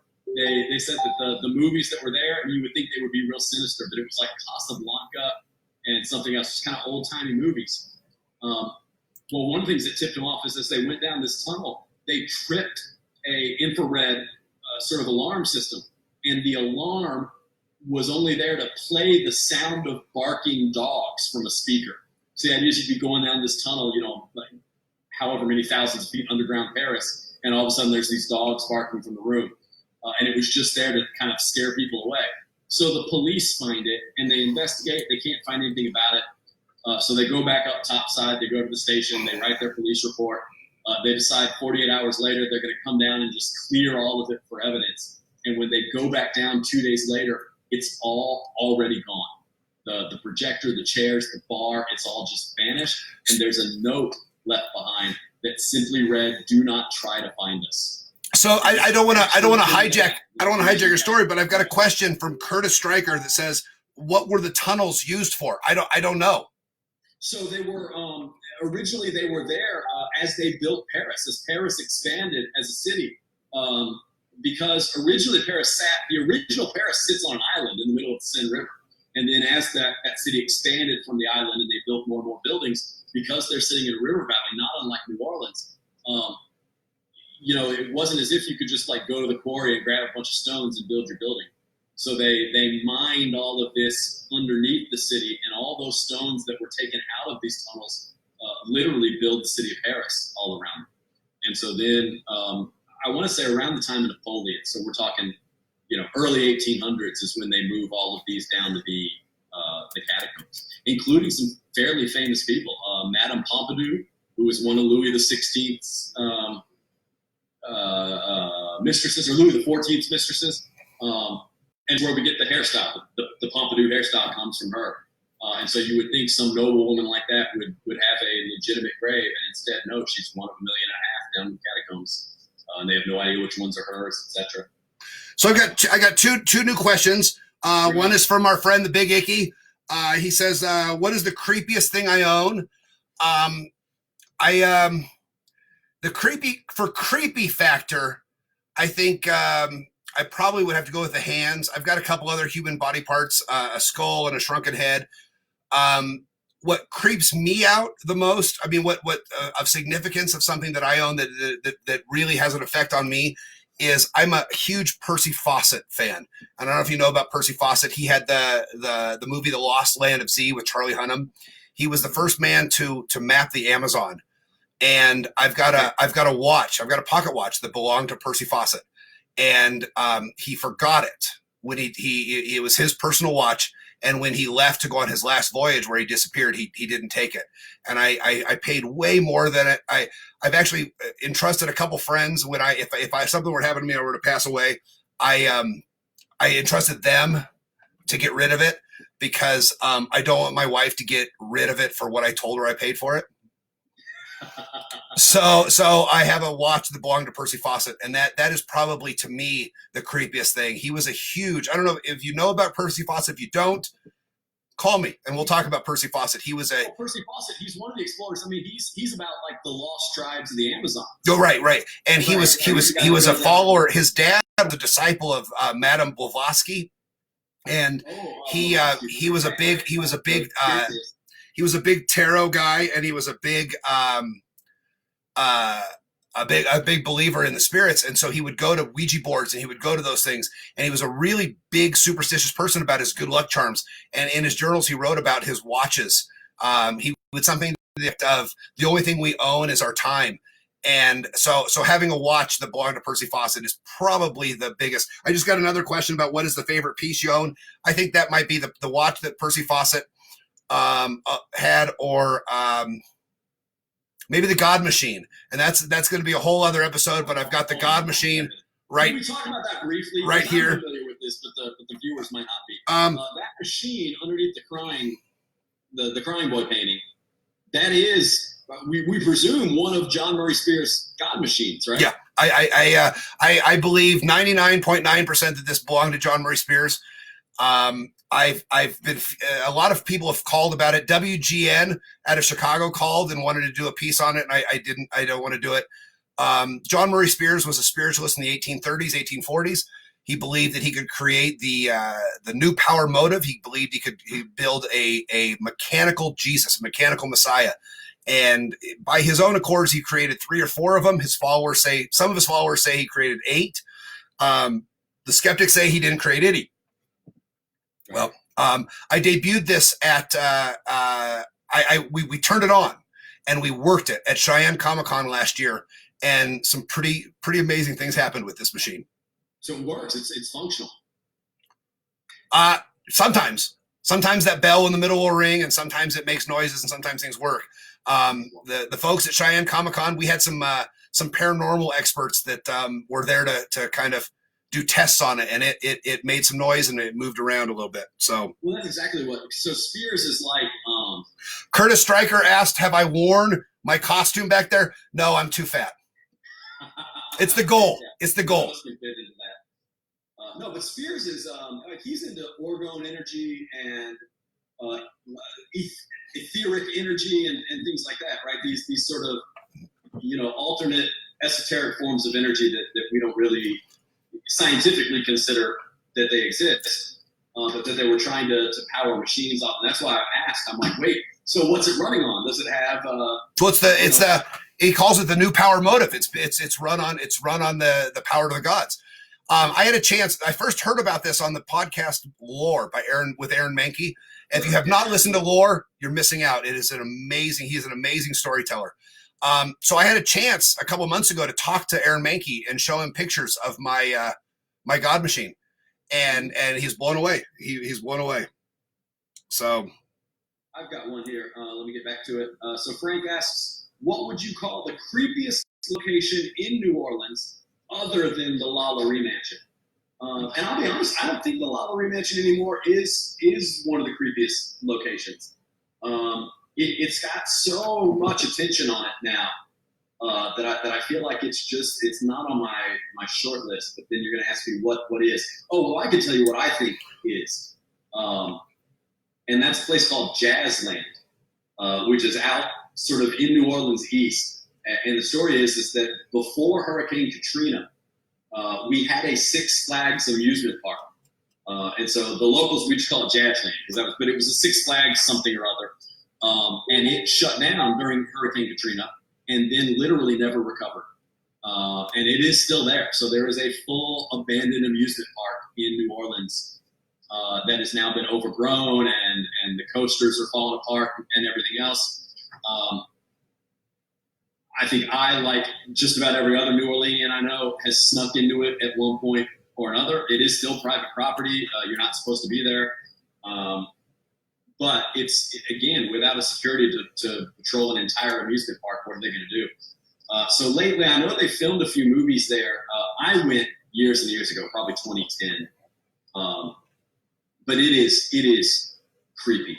And I'll tell you two things about it. Number one, it's been graffitied so much and vandalized since 2005 that when you walk into it, you really do feel like you're in either like Zombieland, or to me, like I'm a big video gamer and it's like playing Left 4 Dead. So I'm expecting the zombies to come around the corner at any moment.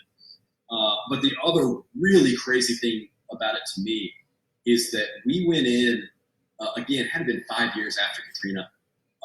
And when you went past the main turnstiles, there were these plastic cards that had just been scattered all over the cement. And we kind of traced it back, and they were a few boxes of these plastic cards that clearly somebody in the past had picked up the boxes and just thrown them out into the sort of, main street of the Six Flags. And when we went to pick them up and looked at them, all of these cards were season passes from August of 2005. So they were the season passes that had not yet been mailed out or handed out that were interrupted by Hurricane Katrina. Wow. And that was wild. And I've got a few of them somewhere around here. Somebody asked me what's the creepiest thing. That might be one of the creepiest things I own. I had half a mind at one point of potentially trying to track down some of these people on Facebook and just saying, hey, I'm a total stranger, but I have your pass. I have your Six Flags pass from 2005. Would you like this? But I decided against it, if only because you don't know who you're contacting. And Katrina is such a delicate subject here that I didn't want to open up any old wounds for anybody. And now I would recommend, I guess officially on the channel, I would not recommend that anybody go and try to explore because I know they have picked up security there in the last couple of years as they have filmed more and more movies. They use it as a location shoot quite a bit. Oh yeah, Ty speaks up and says that's in the top two of her eventual urban exploration in New Orleans, with the old bomb shelter command center being the other. And that's another really good one. There's a great book called Abandoned New Orleans that is about these buildings and places that have been abandoned since at least Hurricane Katrina, if not before. And a photographer went in there and just took pictures and pictures and pictures. And I think they're amazing. That's the other thing I would say to answer Ty. If Jazzland is number 2 on my urban exploration list, I think Charity Hospital is number 1. So we still have an entire hospital structure that is abandoned from Hurricane Katrina that sits right in the middle of downtown. And they don't want to demolish it because it's a historical building, and they don't want to rebuild a hospital on it because it would take way too much money to clear it out. And so instead, it's just sat there for 15 years. But that one you might have seen in the news a few times, because that's the one where for at least 2 winters, a Christmas tree has shown up way on the highest floor with lights and everything, kind of just being put up by somebody. And so that went viral and made the news a few years back, and we've seen it happen a time or two since. But I think those places, something about those abandoned buildings, just that hits me right in the feels, right in the good spot. Well, those are my answers. I don't think I can be considered really a tourist when I visit anymore. When I come to New Orleans, I can't be a tourist. But some of the places that I think, if you want to come to New Orleans and you want to see some creepy sights, you got to go to Cemetery number 1. You got to go to St. Louis number 1 and hear the stories.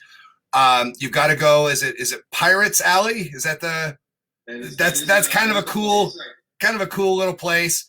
And then frankly, the bar ties to a church in the United States of America. Right. And I tell you, one of the places that really gets you in the gut is there are still houses in and around New Orleans that have the spray paint on them from Katrina. And that is on a serious note, that is a creepy, that shows a failure of our system to help people that need it. Another question we just got real quick. Question for each of you. Is there any specific origin to the name of each of your companies? Now, let me jump ahead of you for yours. Your original name was New Orleans Legends and Adventures, correct? You're the one person to remember that. Yeah, absolutely. So go ahead. Within reach, I can show you. This is the here's an artifact for you. This is the proof of my very first business cards ever as an independent tour guide. So when I went into business for myself, this was the first sheet, and I just kept it. And I will say one artifact has lasted from this. Here we are years and years and years later, and that map is still present on our modern day, like our regular business cards today. That map of the French Quarter. As I like to say, credit to the French for having built their neighborhood in convenient business card dimensions, because it literally is that size rectangle. It's perfect to throw on the back of the card. So yeah, that was me. New Orleans Legends and Adventure, which was NOLA. New Orleans, Louisiana is the old pun there. But hit the mystery collection, hit first, and then I'll go back to New Orleans Secrets. So the mystery collection was kind of a tribute to a couple of things. Foremost, Scooby-Doo. I mean, I grew up a Scooby fanatic. My kids both were Scooby fanatics. You know, the Mystery Machine and Mystery Inc. They were called Mystery Inc. The whole idea that there's mystery in everything you do. I grew up reading mysteries. I mentioned W.W. Jacobs earlier. I'm a huge Agatha Christie fan. My wife and I went to England, to London in May, and we went and saw Mousetrap, the longest running play in the world by Agatha Christie. I will travel the world for Agatha Christie. I still get the Alfred Hitchcock magazine, the paper tabloid that looks like Reader's Digest. I'm a big mystery fan, and I think that what I wanted to do is I wanted to take mystery to everybody. Give you a chance to forget about your shitty job, forget about your shitty life, forget about your shitty kids. Not that any of us have shitty kids. But to give yourself up to mystery for a little bit. I toyed around with a couple other names. One was the Paranormal Collection, and a friend of mine said, if you call it paranormal, you're married to it. And I wanted to be able to do magic. I wanted to be able to do some storytelling that did not involve paranormal. So the mystery collection kind of describes this. Every piece up here, I could spend hours talking to you about it and tell the story. And the problem is, and James will attest this, and some of the people following us will attest this, what you see here is a small fraction of the collection. There's a whole nother room of this stuff. And I'll cycle through. We can fit inside the frame of a Zoom. So I'm going to cycle through, and we're going to pick a couple objects going forward with the shows. We're going to pick a couple objects and talk about them, and I'm going to have some guests on that know some of the history of them. So that's how I came up with the mystery collection. And for us, New Orleans Secrets. So I was independent on my own as New Orleans Legend and Adventure, and then I met Mark and Angela, who ran a company called Teach Me Tours. And we referred business to one another for about a year, and then once we decided to come together and just found a company, all three of us, I don't even remember. We wanted some sort of name that kind of played on that same fun. So New Orleans Secrets, No Secrets was the idea. But it's also because that's the part of tour guiding to me that I love. I can tell you all the standard stuff, founded in 1718 and this and that. But what I really love are the really random stories, the ones that are just totally out there. So stories like Josie Arlington's ghost and things like that. I want to go back to a question with that in mind. If I scroll back, Emily Stevens, who's a dear friend of ours, Emily said, "What's the favorite thing I talk about in the book?" and that's tough. Because number one, you're asking me to remember everything I wrote about in the book, and that's a little difficult. I think if I have to pick one out of the gate, I'm going to talk about the upstairs lounge fire. So that would be when you get the book, page 188. But basically, the upstairs lounge fire until Pulse happened in Orlando in 2016. This fire is like the largest attack on any individual LGBT establishment in the United States of America. So again, without telling everybody, it happens in 1973, and effectively it is a arson. It was deliberately set, and the fire claims. I'm trying to remember. 32? It's more than 30. I want to say it's 32 people. So 32 people die in this fire in 1973. And the saddest part of it is that because it was a gay bar at the time, at least 3 of those victims were not identified, not because they didn't have an idea of who they were, but because none of the families wanted to come forward and claim that they had a gay relative.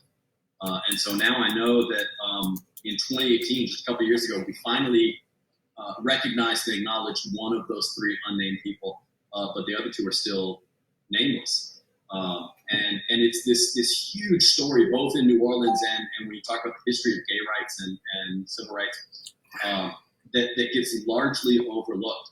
And I'll shout out, I don't know if she's still watching, but our guide, Ty, wrote an amazing LGBT history tour. The first one, right? New Orleans' first one. First major one. There had been a few other tour guides, I think, that had offered it here and there. Frank Perez comes to mind, who's a great LGBT historian here in New Orleans. But as far as a company just offering it on a regular menu all the time, I think we were the first to do it. And it is Ty's. She wrote it beginning to end. She knows way more about all that than I do. But I think that story in particular is so important. And it originally drew me because, like every other big disaster in this town, it had a ghost story attached to it. And so I know at one point, either the ghost hunters or somebody else came up and tried to do an investigation there. But there's never been a full sort of paranormal investigation about it. Someone at one point approached me to it, and there's a few stories in New Orleans, a very few. But that's one that I think, out of respect for the history, I really don't want to research the sort of paranormal phenomena that goes on there. Because either there isn't any, in which case I've just sort of exploited the memory of these people, or there is paranormal activity, which is even worse, because then it's like you put these people in a zoo and you overlook the more important elements of this story to focus on the ghost stuff. And I'll say here in New Orleans, at least, we have plenty of ghosts. We don't need to do that anywhere else. So I think maybe that's my favorite one to talk about. So that's worth mentioning. But there's all sorts of strange stuff in here. It turns out you can, Napoleon's bathtub exists here. I was just we were talking about this way earlier, but we'll see if we can hold this up. We did one, I was talking about Norma Wallace, who was the last madam in New Orleans, literally ran a brothel everybody knew about until the 1960s. And she learned everything she knew when she was a girl growing up in Storyville, in that first part of the 20th century. But in our book somewhere, and I'll try to tell me if I've got this right, that's a Bellick photograph, as you were just talking about in the blue books. So yeah, that's another one of those photographs. So any iconic black and white photo you see of like a red light district in New Orleans is probably this one guy, E.J. Belloc. And it shows up in that blue book, which again vouches for its authenticity there. So that's a very long, as is the case with all tour guides, that was a very short question, got a very long answer. And that is the first time in 6 weeks I've got to say that, so that feels pretty good. What about you? Any other questions on your end? Yeah, I got a couple. Towards the end of our 2 hours here, but if there are more questions about anything, I'm happy to answer. Yeah, we'll stay on. I'm sure my family's already asleep. So a couple other ones.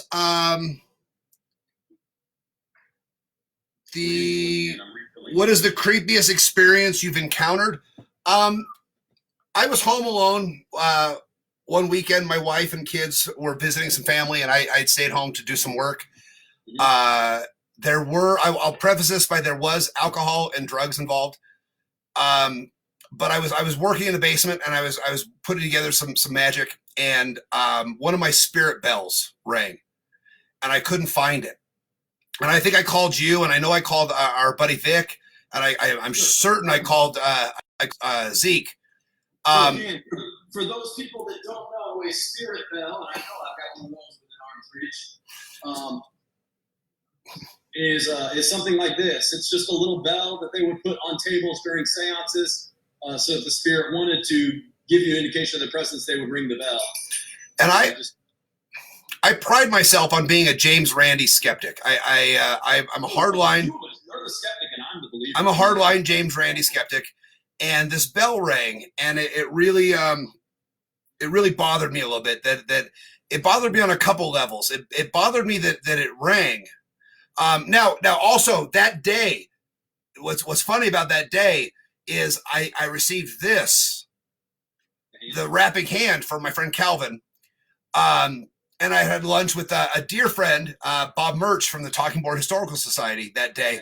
We love the Talking Board. So I had a full paranormal day of friends.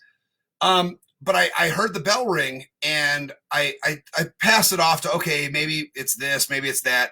So I started looking for bells, and I couldn't find which one it was. And what really bothered me about it, to answer where's the question? Curtis Stryker's question. What bothered me the most about it, what was the creepiest experience for me, was not that I heard the bell ring, but it made me question my beliefs. It made me question, okay, so am I wrong in being this hardline skeptic that all this is all done by manipulation? It's all done by the Fletch televangelist kind of deal, or is it? I mean, you know very well sort of how the sausage gets made. I mean, you and I have talked many times about all the ways that even mediums from 100 years ago could use sleight of hand and prestidigitation to fool their audiences. Well, right. I mean, right. So for you, right, I just really want to, right. I mean, the Bible mentions magicians. So that's going to be a quote. If you're not familiar with the Mystery Collection, my T-shirts are legendary. So follow the Mystery Collection. I'm going to put the Leviticus quote about stoning magicians on a T-shirt. That'll come out probably before this whole shenanigans is over. The most recent one sold out before I even put it on the Facebook page. The Hail Satan Drink Whiskey one sold out immediately. So Curtis, that's my most creepy experience, was the bell ringing, not because it rang, but because it made me really kind of wonder what I believed in and what I found out what it was later, and I don't want to spoil magic for you, but it really bothered me for overnight, and I was by myself, so it bothered me overnight. I think that's what we all want to do, whether you're a ghost tour guide like me or a magician like you. I know that feeling very well, that moment where you are forced to reevaluate sort of everything that you think is true. And there is, it's like, I don't know if it works the same for you, but it's this, I feel like it's a moment that just hangs in the air. And until you're done thinking about it, you just live in that moment. And then you come out of it going, okay, maybe I was wrong about everything. And then sort of time picks back up. And so, even if it's debunked later on, that initial sort of caught breath is what I live for. So mine's is a little sort of more out there, if only because it didn't happen in my home. So I'm a ghost hunter, as you would see on TV and everything else. I always joke my idea of a good time is sitting in a dark room by myself talking to the air. But a few years back, my wife, sort of lovely woman that she is, was kind enough.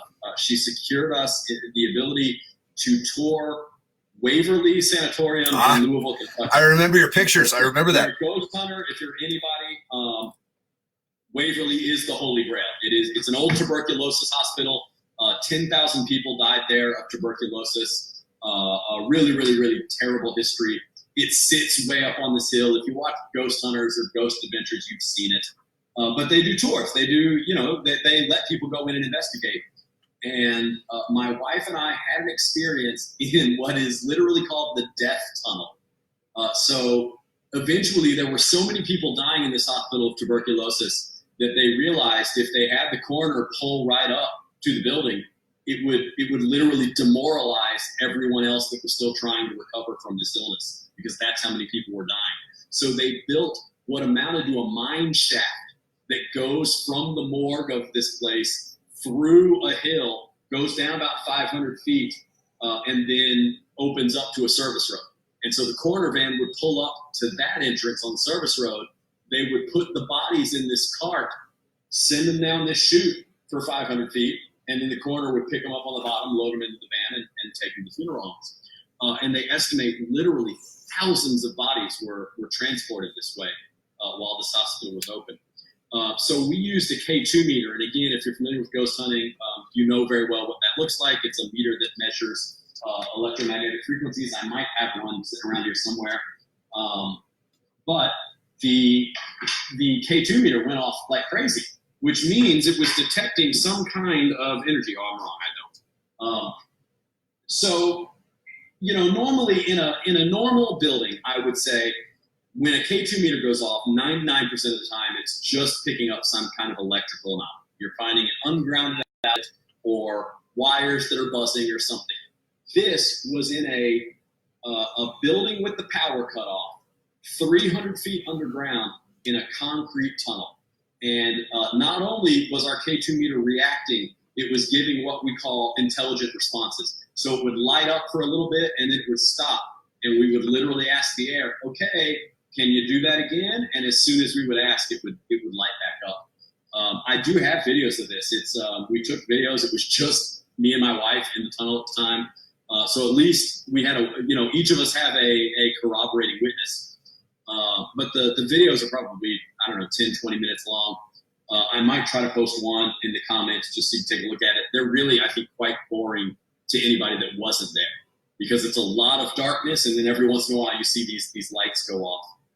To this day, even as a skeptical believer, I have no explanation for that. When we left the tunnel, we sent another team in right after us because we weren't the only people there, and that team experienced nothing as they went down and all the way back up. And to me, that's what's freaky about it, is that if it was something electrical, if it was something to be explained away, it should happen pretty consistently to anybody doing that. And yet we were the only people that experienced it. I want to do a follow-up question real quick. Grace just asked, what's a K2 meter used for, if not for ghost hunting?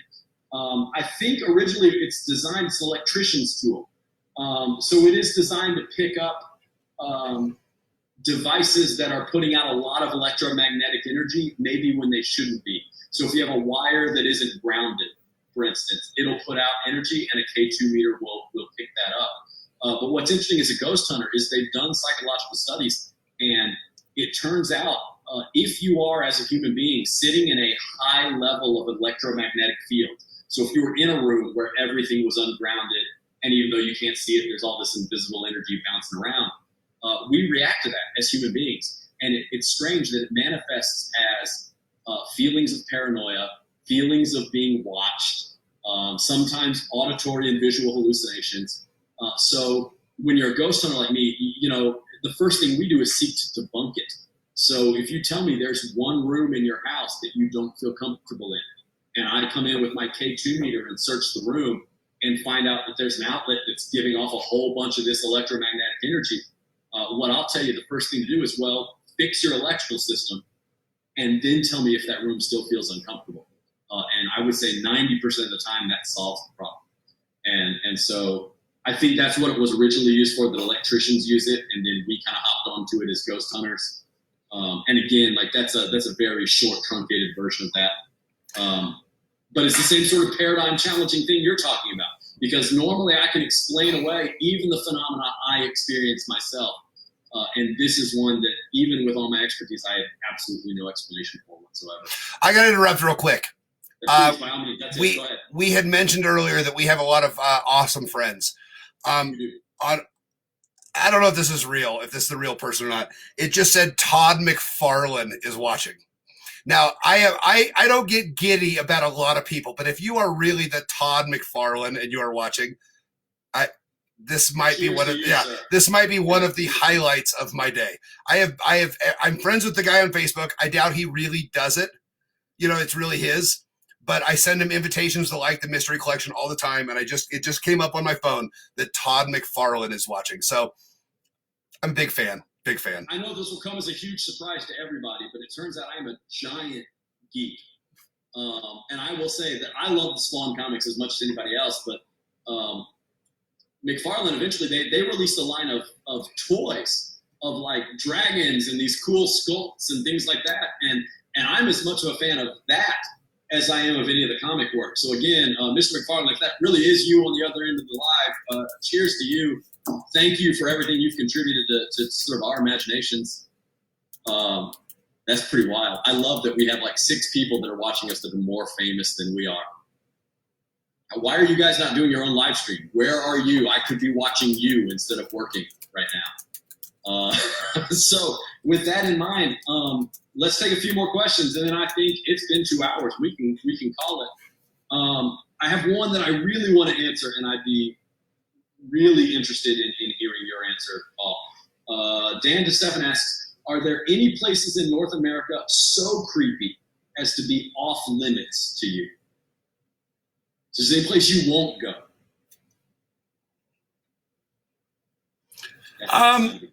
Silence. I think, living in Colorado and being in the as close to the Wild West and the Southwest as possible as you can be. Sure. I do think that some of the Native American sites should be off limits for people like me. I really do. As politically correct as it sounds, I do think that there are people that are less than, really one generation removed from the being moved to these sites. And I think what we've done to some of the Native American sites with the mining and that kind of stuff, I'd like to sit down and hear some of the stories, but I don't necessarily think I need to take my camera and my backpack in to get relics. So maybe some of those things are off-site or off limits, not because of creepiness or too scary, but just because out of respect for the people that are still there. I don't know. I know that sounds like kind of a cop-out answer. Are you kidding me? You're talking to a white voodooist. Right. I'm very familiar with these sorts of feelings. Right. So that maybe, and I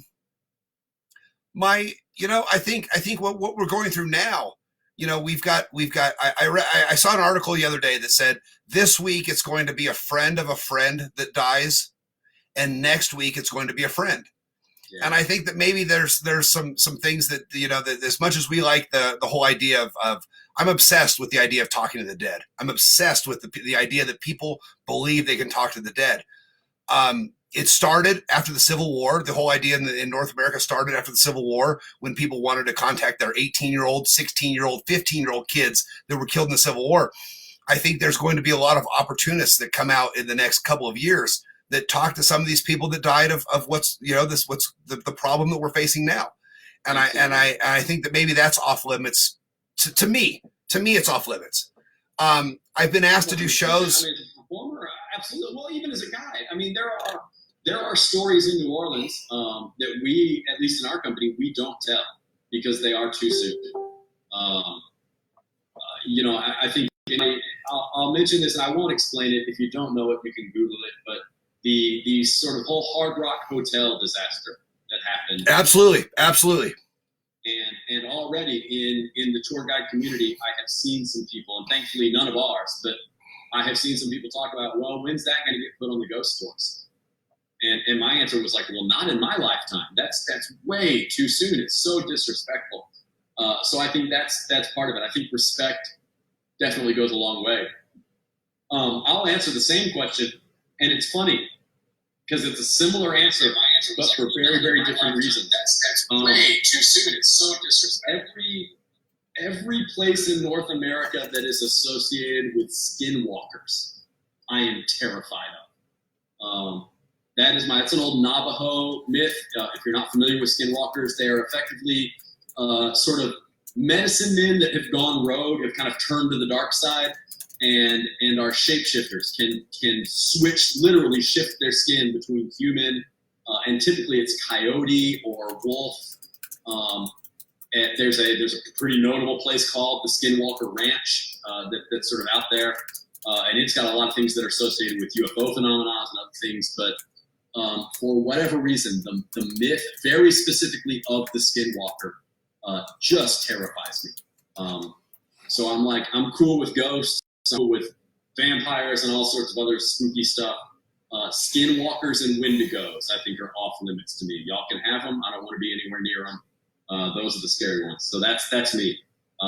Though if you told me tomorrow, hey, I've got an all expenses paid trip to Skinwalker Ranch if you want to come, man, it would be hard not to say yes. I just would say yes thinking I was not going to come back from it, that the Skinwalkers would get me at the end of it. So I just got a message from Marcia Tomka, and it says, okay, I've asked the same question twice, and you've answered 3 or 4 questions by the same person, but not mine. I got to apologize. I'm new to this Facebook Live thing, and I've missed your question through the thing. I just sent you back a message and asked you to repeat your question, and I will address it right away. I'm sorry. Like I said, I'm new to this Facebook Live thing, so we're getting to it, and we're learning as we go. I'm just a teaser, and Marsha, I want you to know I am just joking, but as far as I can tell, you haven't tipped me in Venmo, so I don't know who you are. Well, the problem is we're easy. Yes. That's just a joke, right? I'm just messing with it. We got a few others. Nicholas said missing New Orleans. Shout out to Bert. So yet again, somebody that's on our live stream doing a shout out to somebody that is not on the live stream, but that's fine. There are more famous people than us. Bert is an amazing tour guide. She just did a history of coffee, a couple of videos that are amazing. So shout out to her as well. And then hopefully, let me look through ours and make sure that we have answered all the questions there. And then hopefully Marsha will get back with us with this question. And we might take 1 or 2 more, y'all, and then I think we're going to call it. I'm going to look through and find Marsha's question, because I apologize, Marsha. It was not an intentional overlook here. No, certainly not at all. Yeah, that's about. I think we've answered all on my side. Okay, so she just said Mothman. What is your take on the Mothman? Now that is something you can address more than I can. I don't know anything about it, so. Okay, so right off the bat, Marsha, I'm so glad you asked this question, because I'm hoping somebody has asked me about it. If you look right over here, this little thing back here, I'll actually pull it off my wall. This is an artist's rendition of Mothman wishing me a happy 37th birthday. So for my 37th birthday, my wife took me to the Texas Bigfoot Conference in Jefferson, Texas. That was the 50th anniversary of the Bigfoot, the Patterson Bigfoot sighting that everybody knows about. That's the video that all of you are thinking of in your head. But there was a guy that did all sorts of comic book things. So there's Mothman and a Wolfman and somebody else. Oh, I love it. I'll check it out. Red Light District. We're right back to Storyville. But I'm fascinated by the Mothman phenomenon. John Keel is one of my personal sort of heroes. I'll be honest, I don't want to overpromise, but my hope is that maybe sometime in May, I'll be able to get some people that can speak even more prominently on Mothman and Point Pleasant than I can. But I really do think Mothman is just one of the most interesting paranormal phenomena that exist. So for those of you that don't know at all what we're talking about, there's a movie called The Mothman. I think it's called The Mothman Prophecies. Yep. You can check out. There's definitely a book that's probably right behind me called The Mothman Prophecies that was written by John Keel. And this was effectively a giant moth-winged humanoid that appeared in Point Pleasant a few decades ago and kind of appeared as a harbinger of doom. So a whole lot of people saw him, and then shortly after that, a bridge in Point Pleasant collapses and kills a whole bunch of people. And it was a huge flap. back in the, it's after Betty and Barney Hill and Roswell, but it's one of those big events. If you're a UFOologist or a ufonaut, anything else like that, that goes well.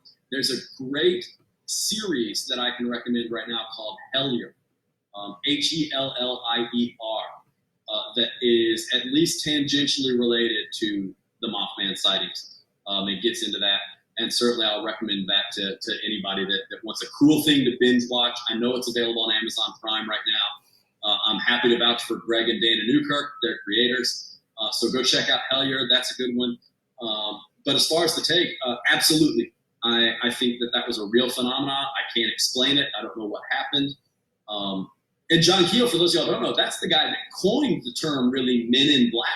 So anytime you talk about the Men in Black, when you get to UFO stories, it's really that particular investigator really experiences that for the first time.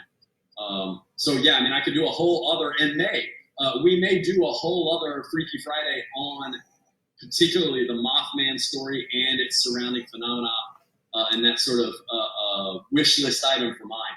So if I can land those interviews, I will absolutely hook that up. Follow New Orleans Secret Stores, and we'll announce it. Otherwise, hit us up in the messages, and yeah, I'm happy to recommend it. But if you've not read the Mothman Prophecies, start there. That's a really good place to go. And Marsha, it was not intentional. I didn't see it until it just popped up. So please accept my apologies. We're new at this. This is our first one, so we're figuring it out. But I'm glad. I'm amazed that anybody watched us have a conversation for 2 hours. This is pretty impressive. So thank y'all so much for doing that. It's a little after 10, but I want to give everybody kind of one last chance. This really isn't Ask Me Anything or Ask Paul anything. If you have any question at all, I'll go so far as say I know both of us have said there's nothing off limits here. So we've got 10 minutes, and we've been drinking for a while. So if you've got something off the wall you want to ask, now's the time. And like I said, I also want to thank Nick and Heather and Kara and Grace, all for throwing something into our virtual tip jar on Venmo. If you want to contribute to that doesn't go to me, it doesn't go to Paul, it goes to all of the out-of-work tour guides in New Orleans that are currently seeing really no end in sight because, even after they announce the release of quarantine, we're going to have to be able to gather in groups before any of these people have jobs, which might be some time after that. So we're doing anything we can to help them. You can Venmo at No Secrets Tours. And that's, of course, if you're following it on my side of the webpage as opposed to Paul's, we'll have that link in the comments. Paul and I have you throw the link up in the comments after the fact so that people can find it. But shout out to those 4 people. That means the world to these employees that we're trying to keep afloat. But for anybody else, we'll say, I guess maybe last call for questions. Paul, you got any on your end? So I got a few here. Just hey, we got some people from Denver watching, some more people from South America. So Amazing. So here's the plug. If you had this tonight, James is going to do this. It looks like on Friday nights. Every Friday, 8 p.m. Central to 10 p.m. So figure out what time zone you live in and then do the math. But yeah, about 2 hours every Friday night. And I'm gonna separate this. This was originally going to be kind of I thought a joint thing, but it's kind of grown a little bit and kind of become something cooler for both of us. We have too many people to talk to. Right. So it's so I think I'm going to do it on Sunday afternoons, and it's going to be recorded for later. I've got a couple guests already lined up as 99% of my comments have mentioned it's going to be Giorgio's going to do it one of these days. I'm going to now I appreciate all the comments because now he has to do it. I've got I think Calvin, my buddy Calvin Von Crush, is going to do it next weekend. So we're going to call it the Mystery Collection Conversations. So if you're, I'm trying to be, because obviously I love Giorgio and all his work, so I'm trying very hard to be respectful. But can we identify him to the people that might not know who it is we're talking about? Well, he's the host of Ancient Aliens, the editor, publisher, main author of Legendary Times magazine. One of the most insightful, most researched people that I know on the idea of the Ancient Aliens ideology. Brilliant. So If you think you don't know him, and again, I'm not, but when you see him, you'll realize you've known this guy all along. But he really is. He's brilliant. I mean, I love everything he's put out. I love that you can watch Ancient Aliens on Netflix now, finally. So you can check him out there as well. I've got another question. I've got two questions here, as a matter of fact. Frank asked you, the tips via PayPal go towards the same goal? The answer is absolutely. Any money you're throwing at Venmo right now goes to these tour guides who are out of work. That's how we're trying to support them as we go on. Paul has been generous enough to offer to match donations via the Mystery Collection through April 15th. So if you have sent out something today, drop a comment in the Venmo that just says, hey, tell Mystery Collection to match it, and Paul will match it. Please go follow him on Facebook. I mean, literally, if I wasn't in New Orleans, I would be in Colorado doing these shows, Paul, as I've done a few times just on vacation. And that's just until we can convince he and his wife and kids to finally move to New Orleans where they belong. Sooner or later. Sorry, Danielle. Everything else, I've got one. Have you done any ghost hunting in Vegas? From Karen Stevens, and the answer is not exactly. I did go to Zach Baggins' Haunted Museum. I went on the third day it was open, and I waited in line for 3.5 hours to get into his museum. The third day it was open. Very cool. God bless him. Yeah. Karen, you're hearing two paranormalists trying really hard to be tactful right now.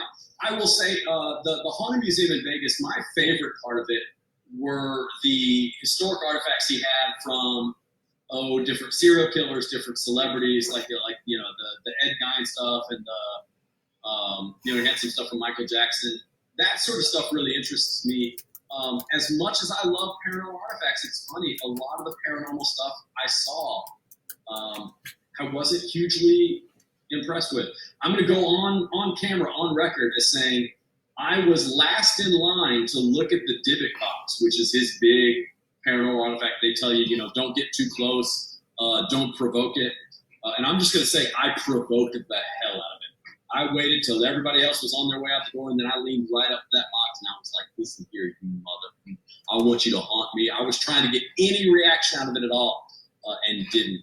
And I will say my biggest criticism of the museum was only that it is, you go through it at a clip. They take you from room to room to room to room very quickly, and you don't have a whole lot of time to sort of explore on your own or to spend as much time in front of an artifact as you might want to. So I wish they would let you kind of explore it on your own, and that I might have had a better experience there. Beyond that, no, not really. I did go to the Mob Museum in Vegas and had a drink at their speakeasy, which is amazing. And I picked up there a book that I think is on me. So I did get Haunted Las Vegas from the Mob Museum the last time I was there. But as far as doing actual ghost hunting, I find that everything else in Las Vegas distracts me when I get there. And so I haven't had a chance to do any sort of real ghost hunting. Karen says she's not surprised at all that I tried to provoke Zach's Dybbuk box, which just goes to show you that she knows me as well. So I just got a question from our friend, the Big Icky, Chris, who I love. Hey, Chris, I want you to come on this one time with me. I want you to come on for reals and do this with me and talk about sticking stuff up your nose, because it's awesome. And you're He's one of the few guys that could do his act on camera. Right, and be right. as impressive. But his question was serious, and it was about what I think about all the coronavirus conspiracy theories. And I have a really strong opinion about this, and I have to quote the great prophet Alan Moore. And if you don't know who Alan Moore is, you are missing out. You are missing out on one of the greatest human beings that ever lived. Alan Moore is responsible for the masterpiece of The Watchmen, the whole idea of the Watchmen series, which was HBO, which was amazing. But the original 12 comic books was one of Time Magazine's 100 greatest works of fiction of the last 100 years. V for Vendetta. So I'm going to read it because when I saw this question, I looked it up, but I want to read Alan Moore's thoughts on conspiracy theories. And this is absolutely how I feel. And this is going to be, I wish I might print this on the back of my business card because this is how I feel about conspiracy theories, period. Alan Moore, the great prophet Alan Moore. The main thing that I've learned about conspiracy theories is that conspiracy theorists believe in a conspiracy that is more comforting. The truth of the world is that it is actually chaotic. The truth is that it is not the Illuminati or the Jewish banking conspiracy or the great alien theory. The truth is far more frightening, that nobody is in control. The world is rudderless. So that's my answer to any conspiracy theory, is that the world is rudderless. Alan Moore. I'll say this, and this might be a good one to close on, right? So I knew that's where Alan Moore was going to go with these conspiracy theories, and I love that. Yeah, you love the fact that the guy that wrote V for Vendetta tells you that all conspiracy theories are nonsense. And From Hell, he's one of the big Jack the Ripper guys too. Watch the old movie From Hell. That's based on a comic book written by Alan Moore. But I listened to him at one other point, and he talked about the actual word itself, conspire. And conspire comes from the same word we get respiration, right? Spire, right? Means sort of breath. So people who conspired literally shared breath. That's what that word translates to. And the idea is it's because, when you're plotting with someone, your heads are so close together that you're literally sharing breath because you're whispering. You're talking low among yourselves. And I said I wanted to end with that because that's basically what we've been doing kind of virtually for the last 2 hours, is conspiring, right? So all of us get together, and even though we're separate, we're still sort of sharing virtual breath with one another whenever we get to do these things. And I think that was the whole point. I don't know about speaking for you, Paul, but that's why I wanted to do this. It isn't. I mean, it's obviously about supporting all these people who are out of work and finding something to do while we're all stuck in our house. But more than anything else, this is a time to find your like-minded people and conspire, share breaths with them. So I'm so glad y'all were able to do that and join us. I definitely want you to show up on Sundays and have more conversations with the Mystery Collection, and then come back on Fridays, 8 to 10 for us over here at New Orleans Secret Stores. But other than that, I think this was amazingly successful. I'm so pleased that anybody came out to talk to us at all. This has been a blast. I know. Do you have any idea what you're doing next week, Paul? What's next for Mystery Collection Conversations? Do you know? I think it's going to be Calvin Von Crush. The Occult Collector. From the Amazon Prime show, The Occult Collector. Calvin is a dear friend. I did a show for the Talking Board Historical Society a little over, maybe about a year ago. And often, if you've seen a Mystery Collection show, you know that my jokes hit and miss. Calvin laughed at every one. And so I found my people with Calvin very quickly. And so Calvin is an amazing artist. I have a couple pieces of his art out in the main room. He's a tattooist, a tattoo artist. And he is also the host and the collector on the Amazon Prime show, The Occult Collector. So Calvin will be joining me probably next Sunday. If you enjoyed this, check out the Mystery Collection on Facebook. It's also the Mystery Collection on Instagram. I'm Paul Knopfsinger, Noffsinger on Facebook, or Paul Knopfsinger 666 on the Instagram. So give me a follow, and I'll have the schedule up there. But I've got probably about 8 shows for Sunday afternoons lined up so far, all the way from my dear friend Soydan is writing a book on Turkish tea leaf fortune readings that his grandmother in Turkey taught him. I've reached out to a couple friends that do paranormal guides and paranormal shows at haunted hotels. So it's going to be a packed next couple weeks. So again, the Mystery Collection on the Facebook. Well, I hope, and I don't mean to try to steal your guy, but I hope Soydan shows up next Friday for us, because here at Freaky Fridays, we're going to have Celeste Mott on as our next special guest. Celeste is a tarot reader here in New Orleans.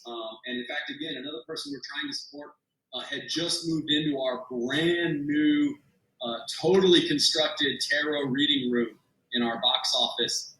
It's a really brilliant place, and in fact, a couple of my artifacts are not in my office because they're still in the reading room right now. But it was basically built with her input, with her specifications in mind, and it was totally finished. And then, a month later, suddenly we're locked out of it. We can't get into it.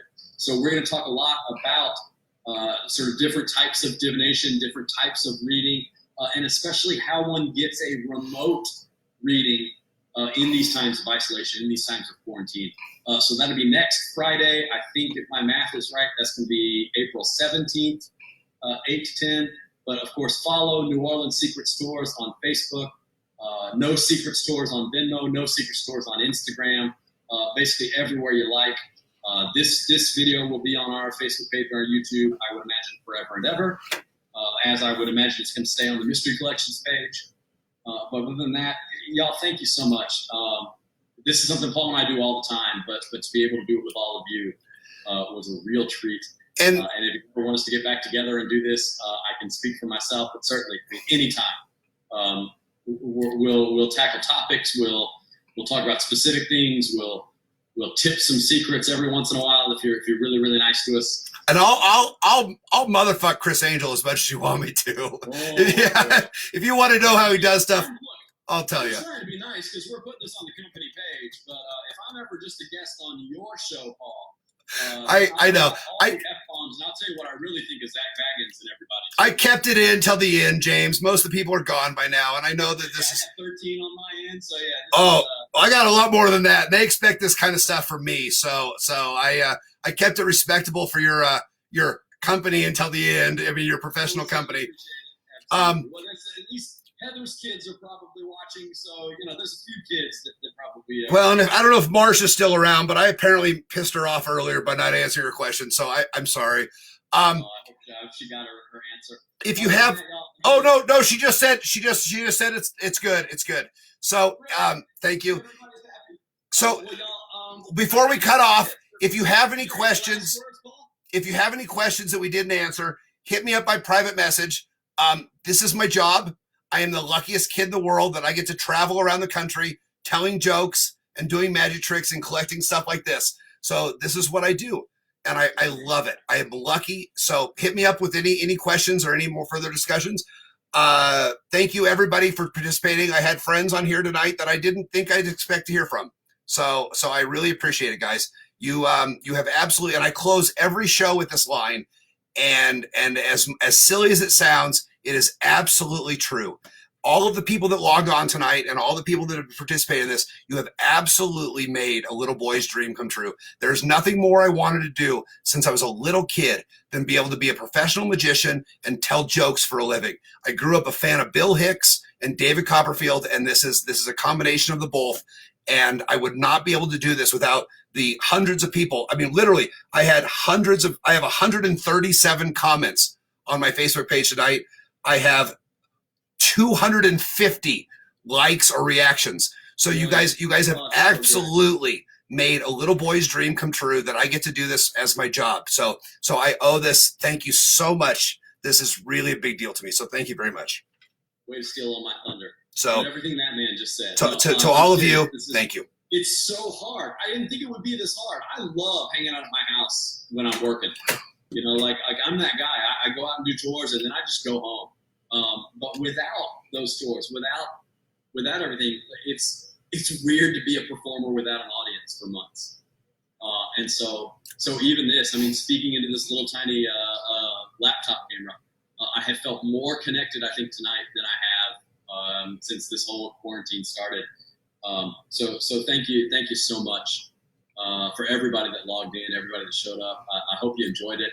Like I said, come back Sundays for Paul, come back Fridays for us, and I think that's where we'll leave it.